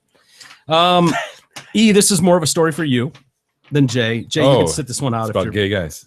if you're feeling it. Have you been longing for the male version of Hooters? No, not at all. Well, actually, hear me out. The wait is over. Tallywhackers. I know. Is it really called that? Tallywhackers. Oh God. Yep, that's the name of it. And this story's been going around, but Tallywhackers promises to open next month in Dallas, perhaps in time for Mother's Day. Oh, here's the problem with these, as we know, as you say, with gay guys, because it's guys. Girls, it's one thing. Like you go to Hooters, I don't personally go, but you go there and whatever. You look at the girls and you know nothing's gonna happen. But gay guys, dude, like they're just gonna be getting it on in the restaurant, dude. They're just it's just gonna be blowing each other in the restaurant. Yes, that's what this is gonna turn into. Blowjobs in the bathroom and shit. The thing that's funny, because the horror, it's only because of the sex drive, as we've said. It's two guys, right? Like we've got Twin Peaks where we went to that grand opening. Like I can see guys going there for lunch. I mean, first off, the food was really good, so I can see guys will go there to look at the landscape. I don't know how many women, and maybe society's changed. Right. I just don't know how many women I can see for like a bachelorette party. Oh, it'd be cute. Let's go to Tallywhackers. Right. But I just don't know on a day-to-day basis. Like Like, the girls are getting together for happy hour. Like that's kind of a No. male thing to do. Right. You know, Right. like get the boys together, go to a strip club, Right. go to a Twin Peaks, go to a Hooters. But Yeah, I think Although if chicks are going to Tallywhackers- go that route, they're going to go to a strip club. Although, If they're in that sort of group and mood, that's Yeah. where they're going, not Tallywhackers. yeah, but we've I been wouldn't talking think. about how girls are turning more into guys, though. I know, and So- that's what I meant by that. Like Maybe they will. Maybe let- things have changed. I don't know. We need Backus, our Dallas correspondent, to head over there. Yeah. Craig, Yeah. you could hit that. Get him over there, ASAP. yeah. Craig, if you're listening, Tallywhackers. Next month when they open, you need to be there for the grand opening. Take some good photos for E. Well, I mean, I guess I could go down to Dallas for this. Oh, all right. I could send you down to Dallas to I go mean, to Tallywhackers. if I had to. You are so gay. I mean, you are literally gay. No, just for the show, Jay. I The love the eatery show. will feature Guy Candy. Oh, Jesus, fuck. Ugh. Guy Candy with its appetizers, hot dogs, pasta dishes, Oh, come on. and comfort foods. Comfort food. Every time I'm with a girl out to eat, they get a salad or chicks don't eat hot dogs or pasta at lunch or comfort food. I know, what is chili or fucking Macaroni and cheese. yeah, like comfort food. It's funny that everyone has asked themselves the same question over time. Why isn't there a male equivalent? Have they? Have they really? Apparently, according to the owner, Rodney Duke, he said he thought about the idea a decade ago. He co-owned another bar before pulling the trigger on this one. He had a 5-hour cattle call in Dallas for prospective employees.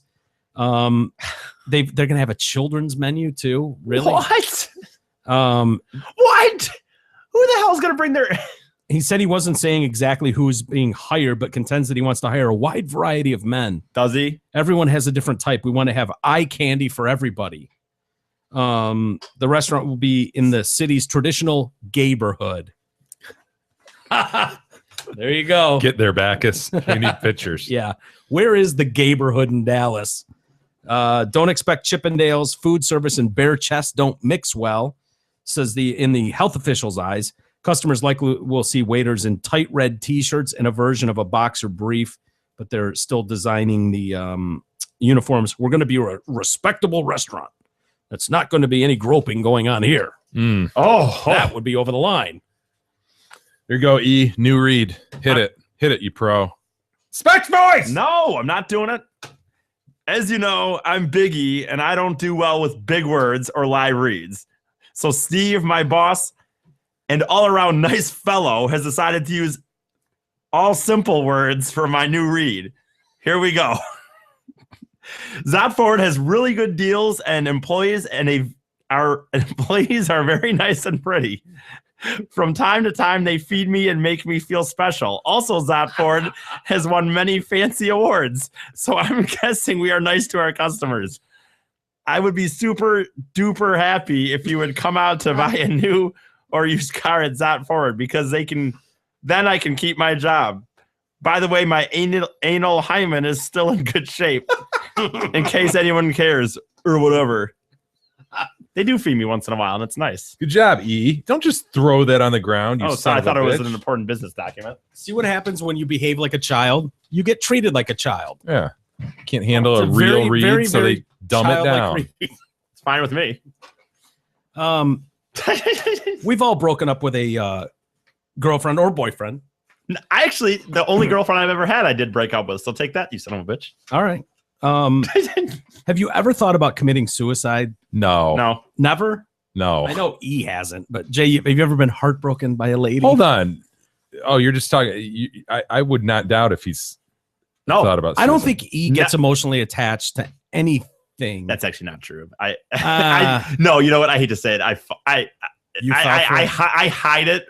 I'm emotionally detached for like 90% of stuff, but I tend to fall for chicks fast usually when I do. Dude, I've said it for the whole year. If he can find a chick, he's gonna be so freaking whipped. Yeah. A dude, chick, whatever, dick whipped. Yeah. He's gonna be so whipped. Yeah. This son of a bitch. Oh my God, it's gonna be bad. But It's gonna be bad. I've never been I've never been suicidal. Never, ever, ever. Yeah. Fingers crossed, right? Ah, Well, we fingers got crossed. as you know, in China, I don't feel like Chinese tonight anyway. they've got a long history of people jumping off buildings for crazy reasons. Jane? What? Damn this machine. What is Jane? That's what I'm talking about. I know it happens. What are you gonna do? Fuck. Well, they were professionals. Remember the guy that was cooking a food, and he went up to the top of that tower, was gonna jump because it was too salty. yeah, dude. Yes. Food was too salty. He's like, your food are not to taste like a shit. Very much not too salty. Ooh, sorry, me no speaking I Chinese. completely forgot about that. Yeah, that was in China, I believe. And so the latest jump attempt was in China. A female college student climbed to the top of a 13-story building and threatened to jump, but she was quickly saved by a group of fast-acting men ready to do their best to catch her if she fell. What? What? Yeah, freshman girl at the Beifan University I'm sorry, I don't speak Japanese. in the northwest China. She was apparently having relationship troubles with her boyfriend and tragically aimed to put a stop to it by taking her own life. She was spotted by a group of boys riding bikes nearby, and they quickly assembled 20 bed sheets. Come on. I swear to God, among themselves, holding them wide open in an attempt to catch her. Hold if on, she man. fell. Wouldn't you just go ripping through a bed sheet Yeah, from like, 13 why would- stories? Oh, of course you would. I mean, you could drop a penny from 13 stories Look and at go these sons ripping of through the. bitches. What a bunch of dumbasses. Yeah, there they are. Come on, man. Oh, that's ridiculous, dude. It's kind of funny. Quick thinking. What is I this, mean, a maybe cartoon? if you layered them like 15 deep, maybe you'd have something that could catch somebody. Look from at that her height. view from up top. Oh, there's She's looking down. as if she's gonna even hit these. Yeah. Yeah, Were they you gonna have to wouldn't. be moving? Like, It's the thought that counts.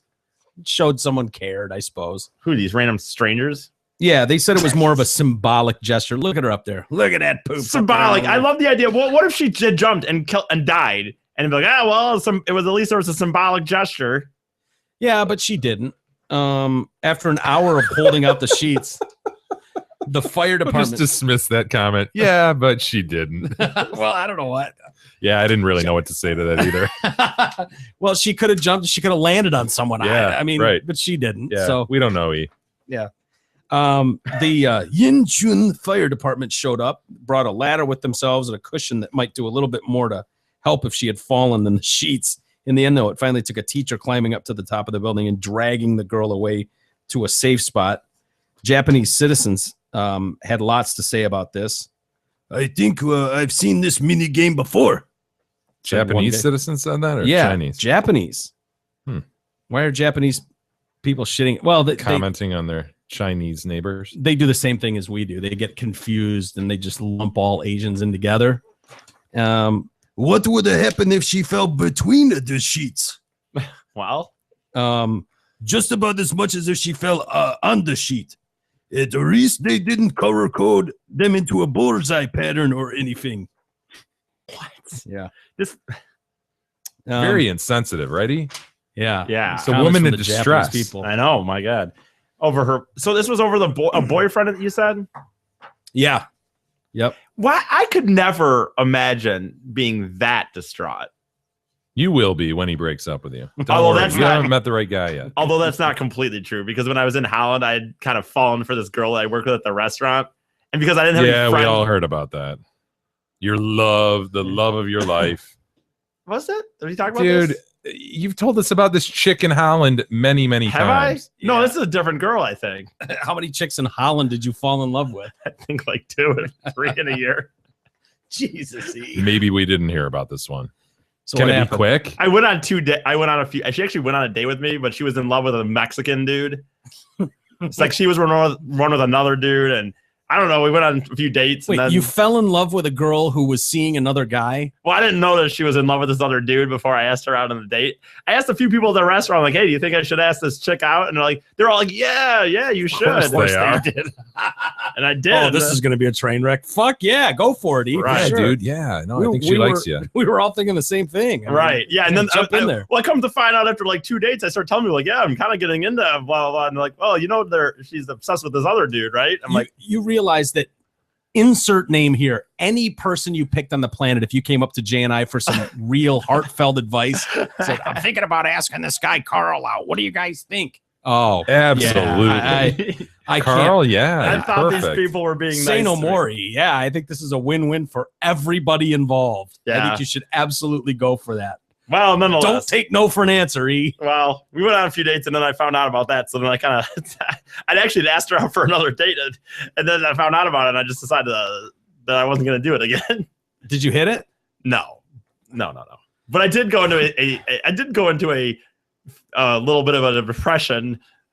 A depression after that, though. Describe your depression in succinct manner. It pretty much involved me going home and drinking every day because of it.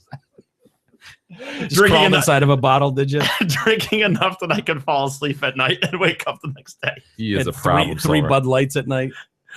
Whatever am I gonna do? I know, what a moron thinking back on it. I wonder if she's banging Jose as we speak, as I drink. His name wasn't Jose, but it was close. Jose B, whatever. And it's all right. Whatever. Is she still with my man? Our Mexican friend? Yeah, that's the funny thing. She came out to the bar with me Saturday night when I was in Holland, and I think on the way home she was texting this dude, and I was like, "What are you fucking doing?" Because he kind of just uses her. It's how it is, fucking love. But some guy likes this person, and he likes somebody else, but she's in love with him. So because a girl likes him, he can bang her whenever she wants. Because she's like obsessed with him, and he doesn't really care, so he treats her like shit. Yeah. But like I love her, but like I don't, you know what I mean? It's just that whole fucking bullshit. It was very well described. Thank you for that. I followed none of that. You know how it goes. Yeah. Classic story. Boys will be boys. Exactly, Jay. Have you ever rented a property out, Jay? Have you ever owned a home and rented it? No. You know, whenever I haven't either. You haven't either. I just just be clear assumed automatically that you had. Oh, I just wanted to be clear that I had not either. I remember when was it the U.S. Open? Yeah, through and they were- over at Oakland Hills, everybody renting their houses out. right Yeah, for tons of money. Tons. Oh, I got 20 grand for 2 days. there. And it's like, really? I always heard stories about that. And we got a couple in Calgary who rented their home out for a weekend, and Mark and Star King, the Kings, know about the Kings, right? And Martin Luther King? no, like Oh, the King's the peanut King. butter. Oh, just sorry. the King. The Well, King's Jay Castle. definitely knows about the King. That's why he pointed at me and said that. That's true. You tell I'm losing patience with him. Yes, I can.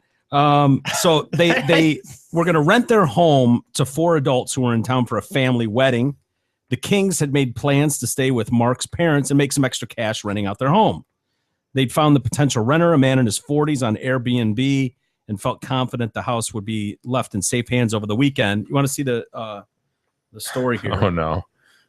On Airbnb, vacation rental by owner type website. We scheduled a walkthrough. The guy met us at 7 o'clock. We gave him a really quick run through with our house rules, which included no smoking, noise control. It's a family friendly neighborhood. Within 3 or 4 hours that we exchanged keys, a party bus was here. And we were unaware in another part of the city. After 2 days of this, we were unaware. Finally, a neighbor texts me and says, "Are you guys okay? This is out of the ordinary for you guys. And there's been police at your house a lot. Are you okay?" So I called the police because I heard some more of the story of what my neighbors had been seeing. And I asked the police to please meet me here because I wanted them out of our home. Finally, after begging with them, my wife begs some of the girls that came to the door saying, "I've got kids. Would you please, and this is my house, would you please pack up and just leave?" There's a bit of a time bubble between what we really feel like it was, but I thought it was about 15 minutes. It went by and we started seeing about 8, 9 girls started filing out, and then a group of guys, probably 8 or 9 guys, filed out right after the girls. And we come in here Matches with the up, police. yeah. And first we're almost knocked over by the fumes, the smell. When we came in, one of the police says, This isn't a party. This was a drug-induced orgy. The drugs, the sex, everything imaginable that would violate a home has happened here. We don't want to touch anything. We can't sleep in these beds again. We can't walk on these carpets in bare feet ever again. There's broken glass everywhere. There's barbecue sauce on the ceiling, mayonnaise covering our sofa cushions that are piled in the couch, piles of garbage. The floor has a film of just all sorts of fluids and gook. I know. We can't live here. It's not our home. From here, we don't know. We're still trying to process that, but from what we understand, we need hazmat to come in and make sure all hazardous materials are removed. Then Biggie, what were you doing in Calgary? Airbnb has offered cleaning services to come in and clean the home. I do feel like this requires much more than just a cleaning. What was the end game for these people? Right, what are you doing renting out your primary residence for a weekend? Just to make a few bucks. What the fuck? Then you deserve that. Honestly, that's stupid. You deserve that. You deserve that. You deserve a drug-induced orgy to take place in your primary residence. Yeah. You don't do that. Just rent it out for a weekend. That is I wouldn't mind crazy. making another $500. Let's rent out our house with all our belongings in it. Yeah. Did That's you see they had a little fucking note? stupid. They had a note taped to the fridge. Yeah, please Welcome enjoy to your our house. stay. Enjoy your stay. And these people trashed this fucking house. Drugs everywhere. Cigarette butts. They'd taken the good china and they just put a little water in it and used them as ashtrays. There's just shit everywhere.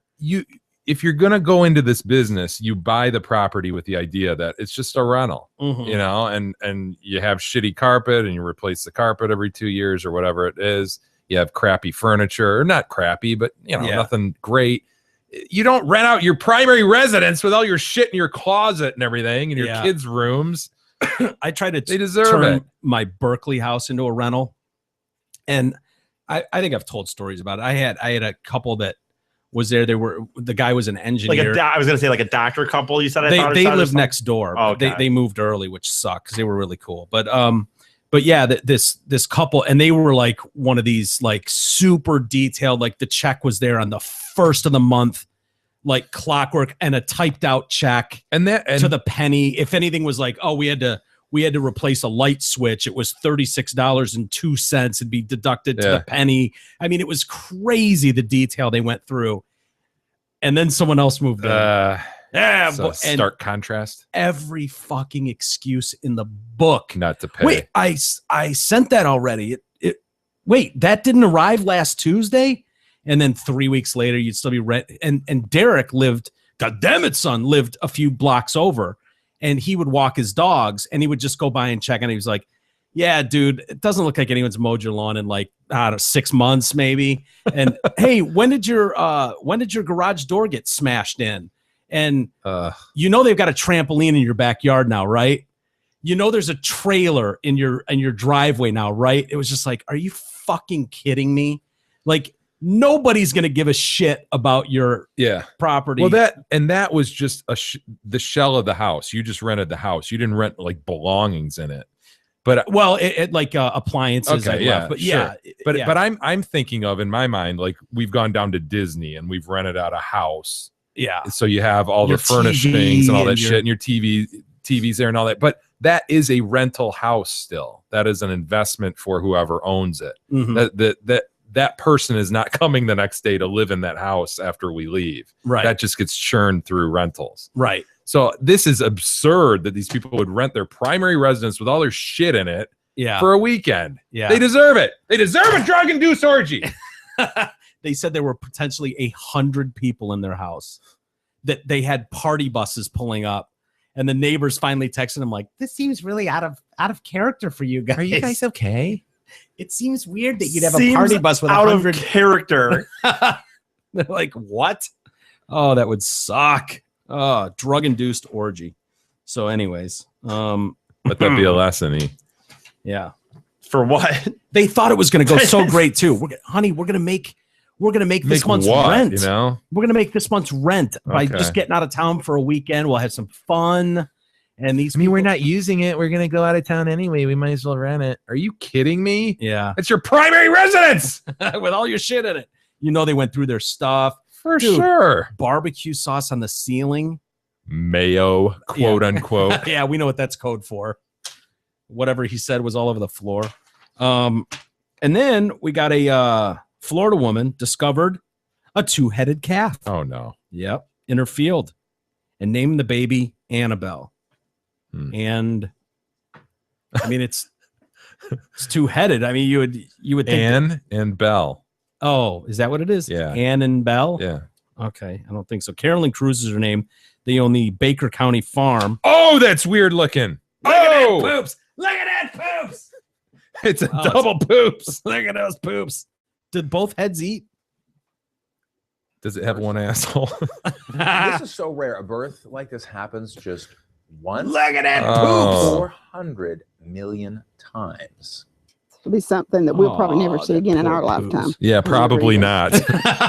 I'm going to venture to say you such a thing probably won't. Oh, look at that poops. As a mom of twins, which you are, you have a keen understanding of what constitutes double trouble. I let's do, say. yes. Male and female variety. But the true epitome Look at of that double snake! trouble Oh, has to shit. be this. Oh, this two-headed snake. Two-headed Wow. albino garter snake. Whoa. How The about that? only one of its Look at kind that in the poops. Isn't this Right. incredible? I don't know Look why at I can look That at this. one's It's just not along creeping for me the out that ride. much, That's but, just a head this is growing now out of on its display at side. the Yeah. zoo That's a today. one-headed snake It's with a a head real growing out treat. of Yeah, its one side. head is Because driving the that whole two-headed thing. snake react and eat separately. Not Eat just an albino separately? snake, but a two-headed. Look at that 2-headed cow poops. I was just like, it was just like a surprise. No one ever seen anything like this around here. Never dreamed of such a thing. Having more than one head is called Yeah, polycephaly. sure. It's believed to occur when an embryo begins to split into twins. It's the but then zygote gets stage. bored and The stops. zygote stage fucked it up. Yeah. It always does. We've heard about that before. It looks uncomfortable, that poops. It does. She said that Annabelle's breaths are labored and she can't stand up. Anne or Belle? Which one? And I think she's talking about Anne, but I'm not sure. She might be talking about Belle. Don't you have a responsibility to put Anne Anne or Belle or both down? Mm. Ah, look at that poops. Look at that 2-headed poops. That's Look at that son of a weird bitch. looking. It looks like there's a mirror in It between. totally you know, does. if you just put a mirror next to the cow's head. Oh my God. Yeah, everything looks fucked up there, but it looks like both heads eat. Yeah, they look happy enough, I suppose. Just laying there. I don't think they're supposed to do that. All right. I mentioned earlier this story that was a PBS special this week, a little documentary action about a father who goes badass to save his family. Mm-hmm. And this goes back many years. It's kind of a lengthy story, but I found it fascinating. I'll see how you guys feel about it. He's a frail old man in a wheelchair now, but you go back 40 years, slap a pistol in Younggun's shoulder holster. Oh, boy. I don't. How do you pronounce NG names? Nguyen. I think that's Nguyen. Nguyen? I think that's how you say it. Nguyen? Yeah, I think that's Nguyen. Nguyen. All right. I'm sorry, I don't speak Japanese. But today we'll I don't- call it Nguyen. Nguyen. I don't read Japanese, but we'll call him Nguyen. Nguyen. Nguyen, maybe. It's Don't one of those. confuse Nguyen me. or Nguyen, I think. Nguyen. Okay. Nguyen. No one? No one. Nguyen.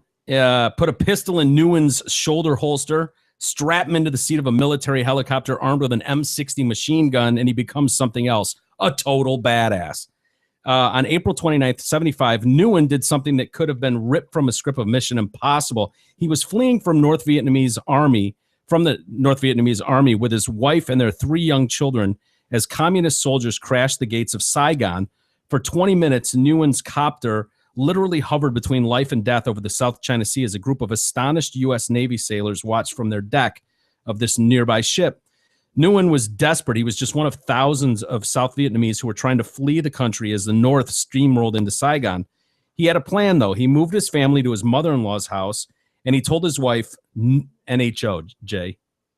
NHO? No? Sure. All right, we'll just call her No. Nguyen and No. So he tells his wife No to start packing. He would return in a CH-47 Chinook to a home residence. Wow. Yeah. The largest helicopter in the Vietnamese Air Force. The distinctive whump, whump, whump of the Chinook could be heard from miles away. If you hear a Chinook coming, you get ready. Miki, Nguyen's oldest son, slept under his bed the night before the family's escape. He could hear machine guns and whistling missiles, but he remained confident. I knew my dad was coming.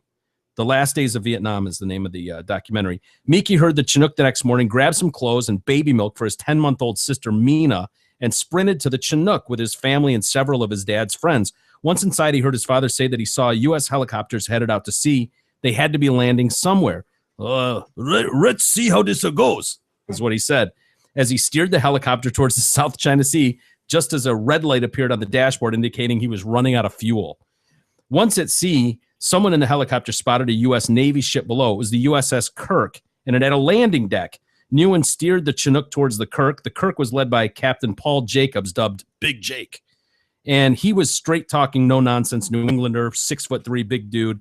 He had orders to shoot down any unidentified aircraft that might threaten the aerial evacuation from Saigon. Jacobs could have ordered the destruction of this aircraft, but he took a chance. He figured this could be a South Vietnamese soldier fleeing for safety. The sky was buzzing that day with Vietnamese pilots ferrying their families and friends to U.S. ships in stolen military helicopters, which is what Nguyen was doing. Wow, stolen man. Chinook, dude. Badass. Unless somebody shoots at us, we ain't shooting, Jacobs told his crew. Nguyen radioed the Kirk as he was slowly approaching. He spoke very little English. I must have ran or a crash in the sea. Please help us. The Kirk's crew tried to wave Nguyen away. Its landing deck was too small for a giant Chinook. If Nguyen tried to land there, the Chinook's blades could tear into the ship, killing passengers and crew. Nguyen had an idea. I have an idea. So he radios the Kirk that he would hover just above the deck. Then he would order his wife and 3 children to take their chances by jumping out of the helicopter into the arms of sailors. So Kent Chipman was one of those sailors waiting below. He was a Texas native that everyone called Chippy. He weighed 130 pounds, this dude. Oh, boy. He's going to catch him. And he had a giant Kitterman. And so he held up his arms. He had this thought. This is going to be bad. That's what Chippy's thinking. Nguyen steered the Chinook over to the fan tail of the ship, keeping the copter's rotors clear of the ship's superstructure. A sudden gust of wind, a wrong nudge on his part, and the blades could tear into the ship, killing his family and crew. His co-pilot opened the door. He motions to Nguyen's wife, no, that women and children should go first. You first. Basically, they just start chucking family members out of this fucking Chinook. Miki jumped first, the son, followed by his little brother. Then No grabbed her infant daughter, extended her arms, and dropped her to the sailors below before jumping as well. Kirk sailors caught all of them. No one was injured. Nguyen was now alone in a Chinook by himself. He can't land. Oh my God. How could he safely get on the Kirk? He had another idea. I have another idea. He would attempt something that he had never tried before, a ditch at sea. He flew the helicopter a safe distance from the Kirk, hovered for about 10 minutes as his wheels dipped in and out of the water. Son of a bitch. Son of a bitch is right. Chipman watched. This is crazy. He's taking off his clothes. Somehow Nguyen took off his flight suit and his shoulder holster, all while working the sticks and controls. He's bailing, man. To keep this massive helicopter stationary. Nguyen then rolled the helicopter with its whirring blades to the right, away from the ship as it began to tumble over and hit the water. He jumped into the sea. The impact sounded like a train wreck. Shrapnel whizzed past the Kirk. The helicopter then turned upside down in the water. There was a silence as the crew watched something red come up in the spot where Nguyen went down. Oh, no. No one could see him. And then someone spots this tiny head as it bobs to the surface. It's Nguyen. What the fuck? Son of a bitch. Look at that poops. I see his head. He had managed to somehow dive under the water when the Chinook hit. The red liquid was hydraulic fluid from the plane exploding. It's like the scene from Raiders of the Lost Ark where you're like, where's Indy? And then da, da, da, da, you see him swim up to the submarine and climb aboard. That son of a bitch did it. All of a sudden, the crew exploded with applause. Attaboy! He did a beautiful job. A motorboat from the Kirk was dispatched to pick up Nguyen. He was brought on board wearing nothing but red boxer shorts that his wife had made for him and a white floral shirt. He wanted immediately to be reunited with his family. Today, Jacobs' crew, Jacobs says the crew was skillful, but they were also lucky. The South China Sea was notoriously rough. 20-foot waves and nasty winds were common, yet the sea was placid that day. The sea was angry that day, my friends. That was for you, E. I heard that. For several days, we had seas that were flat as a flounder. It was a happy ending to a shitty war. It was a bittersweet ending, though, for Newen. He had saved his family, but lost everything else, his money, status, extended family, and his country. He moved to Seattle with his family, eventually found a job as a technician with Boeing. He painstakingly learned the English language, worked as a janitor at night while going to electronics school during the day. When he got the job at Boeing, he woke at 4 a.m. every day and was out the door a half hour later.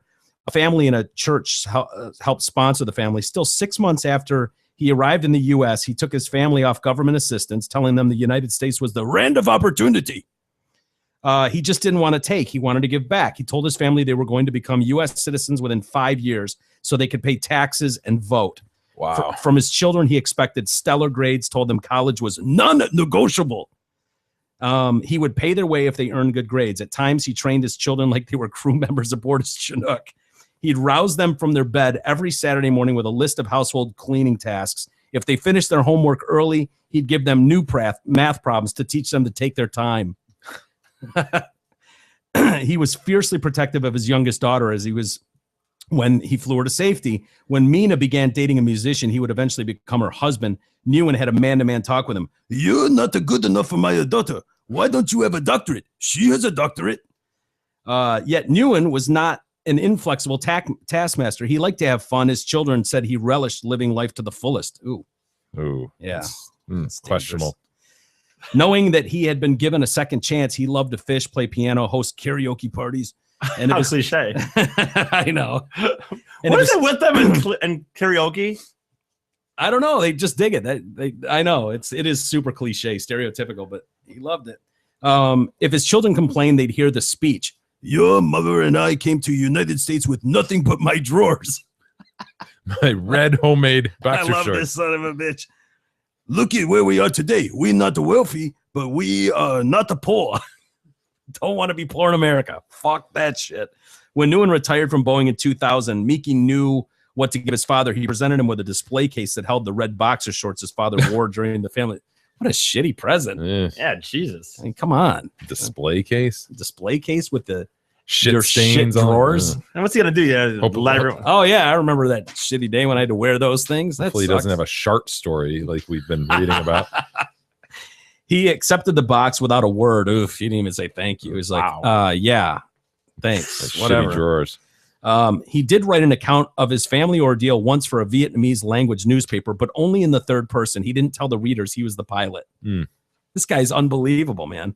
He didn't want to brag, but he knew he did a badass thing. And then over the years, the captain of the SS Kirk occasionally wondered about that pilot who ditched the Chinook at sea. The question turned into a mission in 2009. Jacobs went on a Vietnamese television show and asked if anyone knew about such a pilot. The search was on. The South Vietnamese community in the United States is tight. And one day, Miki received a chain email citing Jacobs' inquiry and responded, said, if you're looking for the Chinook pilot, that's probably my dad. So phone calls forwarded, and Jacobs and his former crew were holding a reunion back in July of 2010 at a conference center in Virginia. They invited Newen. He was not the same man he was in 75. He'd suffered the loss of his middle son, who died from a brain hemorrhage in 2003. After retiring from Boeing, he developed Alzheimer's. He used a wheelchair. He couldn't speak, save for a few moans and groans. When Newen reunited with the Kirk's crew, his wife was steering him this time. She pushed him in a wheelchair into the hotel ballroom, accompanied by their son and daughter. As they made their way down the hallway, the first Kirk crewman she saw was Chippy Chipman, the sailor who had caught her, the infant daughter. And he starts welling up. He was staring at me. I was staring at him. He knew, and I just knew. Chipman approached Newen and saluted. He told him who he was and what he did. I'm the guy that caught you, he said in this big Texas drawl. Miki was stunned, too stunned to say anything. Then he looked at Mina, who told her that he was determined to catch her when she fell out of that helicopter, even if it meant his life. I was proud, Chipman said, of seeing Mina. I don't have children, but it was like seeing your long-lost daughter all grown up. She did well for herself. The reunion turned into a tribute to Newen. The Kirk crew showed color film footage of his escape. Various Kirk crew members had taken amateur photos and film that day. Mina looked at the photos of her chubby infant face pressed against this plexiglass of the Chinook as it circled. And she saw the photo of herself landing in the arms of Chipman. Chills went up my spine. She then watched the footage of her father's escape. And Newen could say nothing as he watched from his wheelchair. A Navy officer bends down and pinned an air medal for bravery on his jacket. Newen started to squirm in his wheelchair. Miki, who was behind his father, wondered what he was trying to do. Newen would die from Alzheimer's 3 years later at 73. But at the reunion, in that moment, time folded back to April 75. Miki watched his father do something that reminded him that though his father's body was failing, his dad, the dad he knew would come for him, was still there. Newen shuffled to his feet from his wheelchair, straightened his jacket, looked at Jacobs, and with a trembling right hand, he saluted. No way. This guy's a badass. How fucking badass is this dude? It's called The Last Days of Vietnam. It's a PBS documentary. Isn't that fucking amazing? Wow. Yeah. Wow. See, you appreciate this country when you don't have it, right? Totally. That's Come from exactly something less, and you realize this is a great freaking place to be, man. Mhm. It's exactly what I took from that. Like, you know, that's awesome. Little personal responsibility and a little, you know, family and a little, you know, it means a lot. But yeah, the thought of this dude who can't speak, can't do anything, standing to his feet, pulling down his jacket. I salute you. Yeah, what a bad motherfucker, man. I would just picture that scene of him diving out of that helicopter. Tilted to the right, Yeah. the blades going in the water. You know how big a Chinook is? Damn. Holy shit. Yeah, that's crazy. Crazy. Anyway, The Last Days of Vietnam. Oh, is that it? Is that film of it? So his family and passengers could jump to the deck. Our pilots were back there and visually waving him off because he made his first approach as if to land on the flight deck. He was much too big for the flight deck. His rotors would have impacted the ship catastrophic. This mammoth thing. Land. Mindful of his precious Look at those cargo people. and urgent mission, Nguyen motioned for his co-pilot to open the co-pilot's right-hand door. Anyway. Lieutenant Commander Richard McKenna. See if we can find the crash, if they have video of it on this. Yeah, I'm trying. That's awesome. Yeah. Isn't that cool? I love stories like that. It'd probably be at the end, I would guess. Oh, there he is, touching his wheels in the water, dipping them in and out. They're like, that son of a bitch is gonna jump. Dude, he didn't own that Chinook. Oh shit! Look at it just breaking up. That's insanity. It was a massive Dude explosion. dove out of that. The rotors went flying off. We There's were Chipman. scared because we thought, you know, they might come back toward the ship. As the helicopter hit the water, I pulled the hatch shut to protect us. It was floating in the water. The helicopter had almost settled. Look at directly that on little top poop's of him. head just floating there. And our motor whaleboat was racing out to find him. The helicopter then inverted and sat there for the longest period of time, maybe another 10 minutes, with just the four wheels showing above the water in a huge pool of red hydraulic fluid. It was kind of an eerie-looking thing. Yeah. I'm a Texas boy, so it reminded me of a dead armadillo. You could That's just see Chippy. the four Yeah, oh yeah. little wheels sticking out like a dead armadillo laying there on its back. Armadillo. It was just in the water and the four tires sticking out. Yeah, Chippy, And how it many started times you gonna say that? sinking, and our little motor whaleboat went over and picked the pilot up. There he is, and Despite the happy outcome, no deaths and no serious drawers. injuries. Is that him in his red drawers? Yeah. That's awesome, man. Isn't that a cool story? There he is, by the way, with his family, if you want to see him from back then. Ah, he's a badass. Yeah. Anyway, what do we got for email? We Jay? do have some email, Mike. Do we? Yeah. Let's do it. Let's wrap this week up. Alex writes in, "What's up, guys? This email is for you. I went to Hope College for a year. My brother lives in Holland, and my family vacations there every summer. Great I say town, this, by the way. I say this because I'm wondering if the hotel room that you and your friends ruined was in the Hampton Inn near campus. No. I really hope not, because you'd be a real son of a bitch to fuck with those people and those maids. I stayed in that hotel many times for baseball tournaments, and I've had nothing but pleasant experiences with their maids and staff. Try to not act like a retard when you go to Holland, not because I care, but because West Siders are real stuck-up dicks and won't agree with your sexual preferences. Also, I'd like to know what your favorite bar down in Holland is, because we all know it's one of two choices: Parrots or New Holland. He's right. Those are the only two choices. New Holland What is are those, the gay bars in town? No, it's Oh. really the only two good bars downtown. You know what? He'll appreciate this. It's New Holland. I thought he was making a gay bar joke. No, I he's totally not. did too. He's not. The It's, manhole or no, it's The New Blue Oyster. the Blue Oyster. Thank you. It's New Holland until about 10:30 Then to you go 11, to Parrots. and then you go to Parrot. Okay. Yeah. Mr. BFX writes in, Sorry, boys, just replaying Wednesday's show. And for fuck's sake, really $1,100 in damages for sheets, towels, and a fucking duvet? There's way more to the story we're not hearing about. Big E claims it was maybe a quarter of a 2-liter bottle of Coke. Thanks for using the metric system, by the way. Sounds to me like a widespread case of excess baby/cooking oil and an all-out wrestling/fuckfest between 3 quote-unquote friends. Yeah. Come on, man. 500 milliliters of cola. However you want to distribute said fluids can't soak that many garments. Sure, seems like the term boys will be boys took a wicked left turn. Yeah. Eric, just come clean. Admit you're at the very least bi-curious, and let's move on. Serious. No, I will not admit that. That's it? You sure? Yes. Didn't sound very convincing. Emphatic. I had a bad motel experience myself, says Mr. BFX, and an equally expensive bill, but it involved myself and a woman who conveniently forgot to mention she was on her period. That happens. We didn't need to hear that part. Crime scene sex. Gross. God, gross. God, disgusting. You can figure out where those damages took place. Anyway, in a Big E type move, we simply turned over the mattress and hope for the best. Smart move. I know it wasn't my finest moment, but the bed looked like a murder scene had taken place. I was way too drunk and way too embarrassed to own up. I was happy to pay the $1,050 in damages. Anywho, see ya, and Eric, quit drinking or come on down. You're the next contestant on The Boy Is Gay. Mr. BFX, out. Gross. Happens. Now, what are you going to do?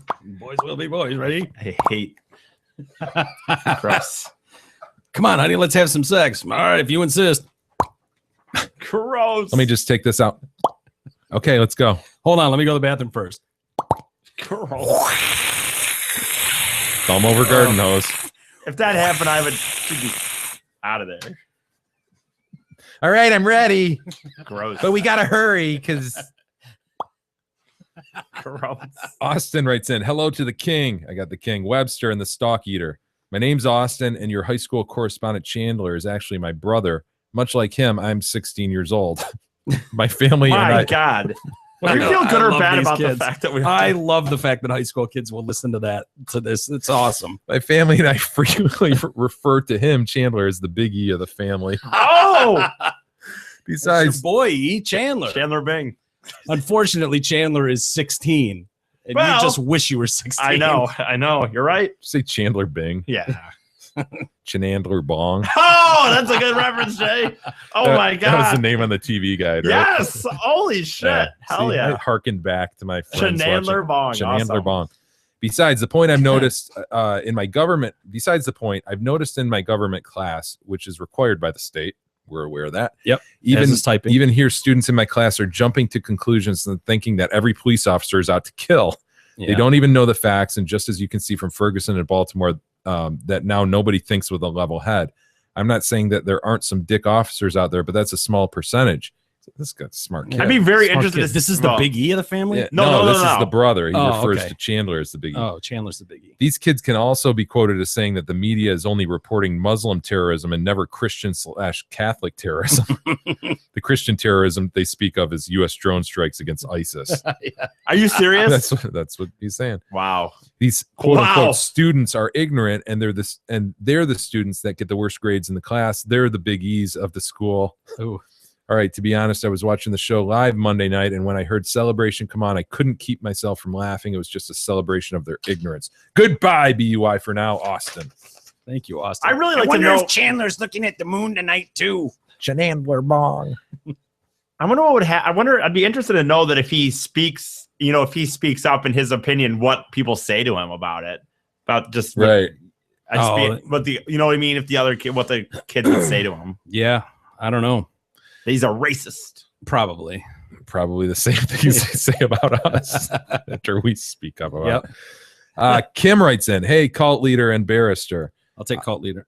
Okay, barrister. You're not referred to. Okay, herein. Okay, herein. You have not been referred to herein. Heretofore. I am one of the chicks that donated $50 this week. I love the show and have listened since TrueCast. Mike, you've put together a great show, and it's not only funny to guys. Winky face! Ah, look at that winky face. Also, I think the uptick in donations is due to the fact that you've been mentioning them again lately. I know that was the catalyst for me to click the donate button. Smiley face. Ah. Hey, if it's that easy. Which who sent this? This is from Kim. Kim, okay. I saw that. So we'll mention again, there is a donate button on our website. Yes. You don't have to wait for another Kickstarter reward. While this isn't quite a quote shark story, it does involve public defecation. Do I want to read this? I don't know. What? Don't ruin Kim for me. What? Several years ago, it's not Kim, it's someone else. Okay. Several years ago, my husband and I were checking out. What? Husband. He's offended that she's got a husband. Any girl that writes with a boyfriend or husband, and E and I kind of bail. Check out. No offense. Because before that, you always had this idea that, well, yeah, maybe I got a chance with Kim. I mean, So, she gave us $50. She listened. She does support us. I mean, who knows? You never know. Maybe there's a chance. So you're saying there's Maybe a she chance. wants to come over and take care of me. Right. I'll give her a donation. My husband and I were checking out The Taste of Clarkston with my friend up in my parts. Yep. And our kid. My friend and I went to secure seating at the Wood Shop. Well familiar with the Wood Shop. Is that a bar? It's a restaurant.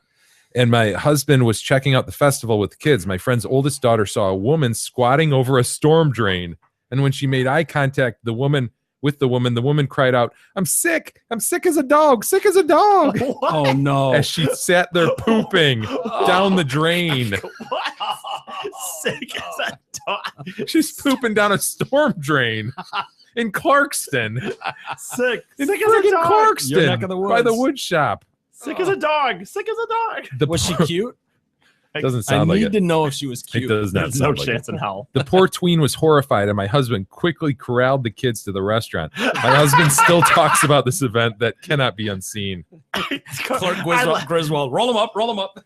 I love these. Fuck yo mama. Roll him up. Roll him up. Corral the kids. I just Okay, like okay, I just okay. like seeing All this, right, like, kids. okay, hey. Russ. Also, Eric talks as if anyone over 40 is too old for technology. But if it wasn't for a 42-year-old woman from Out Lemons connecting with him on Facebook, he wouldn't have gotten laid this year. Great point, That's Kim. an excellent Great point. Please have a barbecue at Radio for One Studios. It would be great to meet fans of TDC. Thanks for the hours of enjoyment, Kim. Winky face! Winky face! Winky face! 3 of them. Let me see the winky face. Oh, that woke up the poos. Nice job. 3 winky faces. James joins that sentiment in regard to the barbecue and adds that skating would be fucking sweet. I didn't realize I was supposed to email in on that. How much, depending on if I can afford it or not. My wife and I are in. It'd be great to see Chaz on skates. Goodbye, no, it BUI, and ciao, gents, Andy. Speaking of our childhood things like skating, yeah. Did you see Clover Lanes is closing? No. You know Clover Lane's a bowling alley? Yeah. Saturday, I think they're closing. Yeah. Are you gonna get out one last time? No. Yeah, I figured he might. I've never heard of it, but no. I think it's on Schoolcraft Road. Yeah, it's like Schoolcraft and whatever. what is that between even? It's in Livonia, I Beach, think. Yeah, Beach yeah. and Inkster or something. Yeah. Scott writes in, Jay, man, you need to stop. You need some time away from Big E. Mother of the century is like Mother of the Year times 50. Or whatever. Not your most shining moment. What are you gonna do? E's mathematical skills appear to be rubbing off. Though oddly, Big E seems to be sounding more thoughtful and, dare I say, even insightful lately. I don't know if I'd go that far.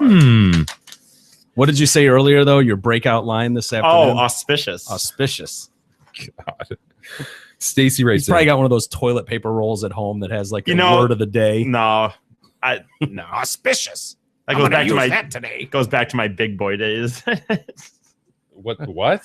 Just when never mind. Forget it. It's a stupid story. No, finish your It's thought. not a story. Even. Finish your thought. Just this old server that I used to work with at Big Boy used to always, when we'd had a slow start, I just always remember him saying, Eric, it's quite an auspicious beginning to the day. And I've kept in line with it. You have no idea what it means. I know but it you've means. kept I know it kept means like a close. bad by context and whatever. Stacy writes in. Is that what it means? Bad? Is that how you define auspicious? Well, Stacy writes in, I keep randomly laughing at Jay's impersonation of Abby and keep going back to hear it, so I decided to look her up. Glasses. My glasses. Where are my glasses? Come on, Abby. Can I have my pink Don't you glasses? remember? You're Yeah, not Abby, they made you take them off. Follow along. Look, just stay with us. Where are my pink glasses? just because you have that disease, the little disease, doesn't mean your memory is messed up. I need my glasses.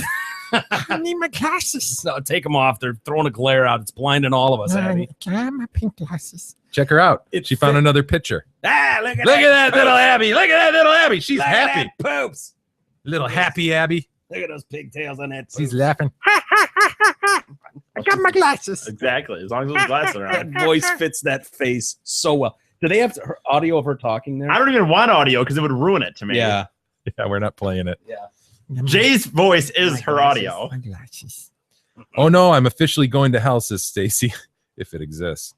Well, it does. Well, that confirms it. Glad we cleared that up. I was wondering. Click, click, click, click, click. The fuck? Big E chimes in. Well, it does. Well, now that we got that off the list, Can move on from that. Jason writes in, hey guys, was catching up on this week's shows. You were talking about the alpaca farm near Richmond. We've got a ton of alpaca messages too. who knew? Who knew that there were so many alpaca available in the Tri-County area? We need a wee one though. Totally. If we can get a Yeah. little tiny pygmy, that'd be ideal. As much as I'd like to, that I don't know if it'd be responsible of us to have a 6 foot tall alpaca running around the house. Look at that poops. That's a miniature, by the way, so you can totally get a tiny one. Oh, we need to get one of those. Damn, dude. Look at that little guy. Yeah, look at him. Look at the little guy. Look at him. Ah, no. He looks like a wee lamb. I know. Oh my God. Look at that. We need Look at that poops. poops. Look at that poops. Holy shit. Oh, we need one I'm serious. yesterday. Alpaca may have taken over giraffes. I told you the other day. It may be my new favorite for animal. sure. Giraffes suck. Hey. Look at that poops. I don't know. we what need suck, one of those. But Oh my The God. mini ones. The minis. Find more minis. Look at them all, dude, with Oh long my hair. God. Could grow out its hair. Oh, he's got a God. blowout. What a creature. Look at that Oh, thing. we need one of these poops so bad. Oh, look at that bunny. We're not getting a bunny. That's a chinchilla. What? Yeah. It's not a chinchilla. bun It's bun. a fucking bun, dude. No. Yeah. Bun. That screams bun. I owned a bun. Look at that little guy. Oh, look at that That poops. miniature alpaca. Oh, we can cut his hair, make his neck look really thin. Oh, Just we get need some one shears. Of these. Yeah. Yeah. So yeah, the alpaca farm near Richmond, says Jason. I decided to take the kids a few years back to check them out. You're allowed to walk around their stables and pet them. So we were walking around and my son asked, Dad, what are they doing? Yes, a male and female were engaged in Congress. Awesome. The male mounted her and was ramming the female's head into the fence hard and loud. I love him even more. I bust out laughing and all the other families look over and rush their kids away. Best time ever. what's with that? I mean, rush them away. Like Yeah, it's nature, dude. It's like this idea. The ultimate in nature, but Right. nature nonetheless. On a lighter note, the dance party in Baltimore, I got to thinking about the NWA movie trailer I saw last week. Yeah. I'm wondering if this is going to make things worse. Oh, why? Just the whole NWA thing coming out. Oh, and fuck the yeah, police, yeah. probably. Looks like a great trailer, though. By the way. Yeah, I can't wait for that. Have you seen it? Yeah, I did. I have not seen it. Looks I'll have to really check that out. good, dude. Yeah, it does look good. The characters they have playing the NWA guys really look like them. Yeah. Yeah. Wolfie writes in, hello, lovers. Real quick, I just heard you talking about revenge porn, and Eric mentioned he liked that it was more realistic. And Jay says he wants real hair around the asshole. At that moment, I looked down at my partially eaten taco and cheese taquito and felt a little sick.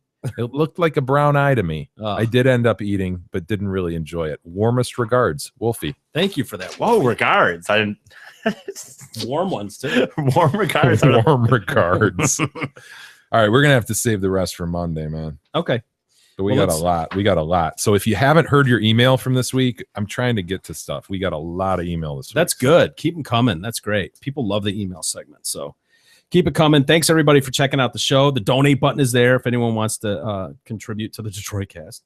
Continue to share the episodes, all the usual shit. And Jay, get some sleep. Thank Go you, get some sir. sleep. Have a great weekend, everybody. Yeah, you guys all have a great weekend. I'm going to find my glasses. The Eagles Club, 629 in Flint, Saturday night at 9 p.m. And he's got his hand next to his mouth. So this is a Whispering. secret just for all of you out there. This is One more just time. for you. Where is it? The Eagles Club in Flint, 9 p.m. off Dort Highway. Say hi to Michael Moore. I'm sure he'll be there. Yeah, I At hope his so. old stomping ground, Flint. I'm sure he's there quite Right. frequently. I'm so. sure he frequents, that and the Roger machine and me. shop and whatnot. That's right. Roger and me. Sure. I'm sure he'll be there. Say hi to him. Oh, for us. yeah. With that, we'll leave you guys. We'll see you guys on Monday for an all new Monday edition of the Detroit Cast.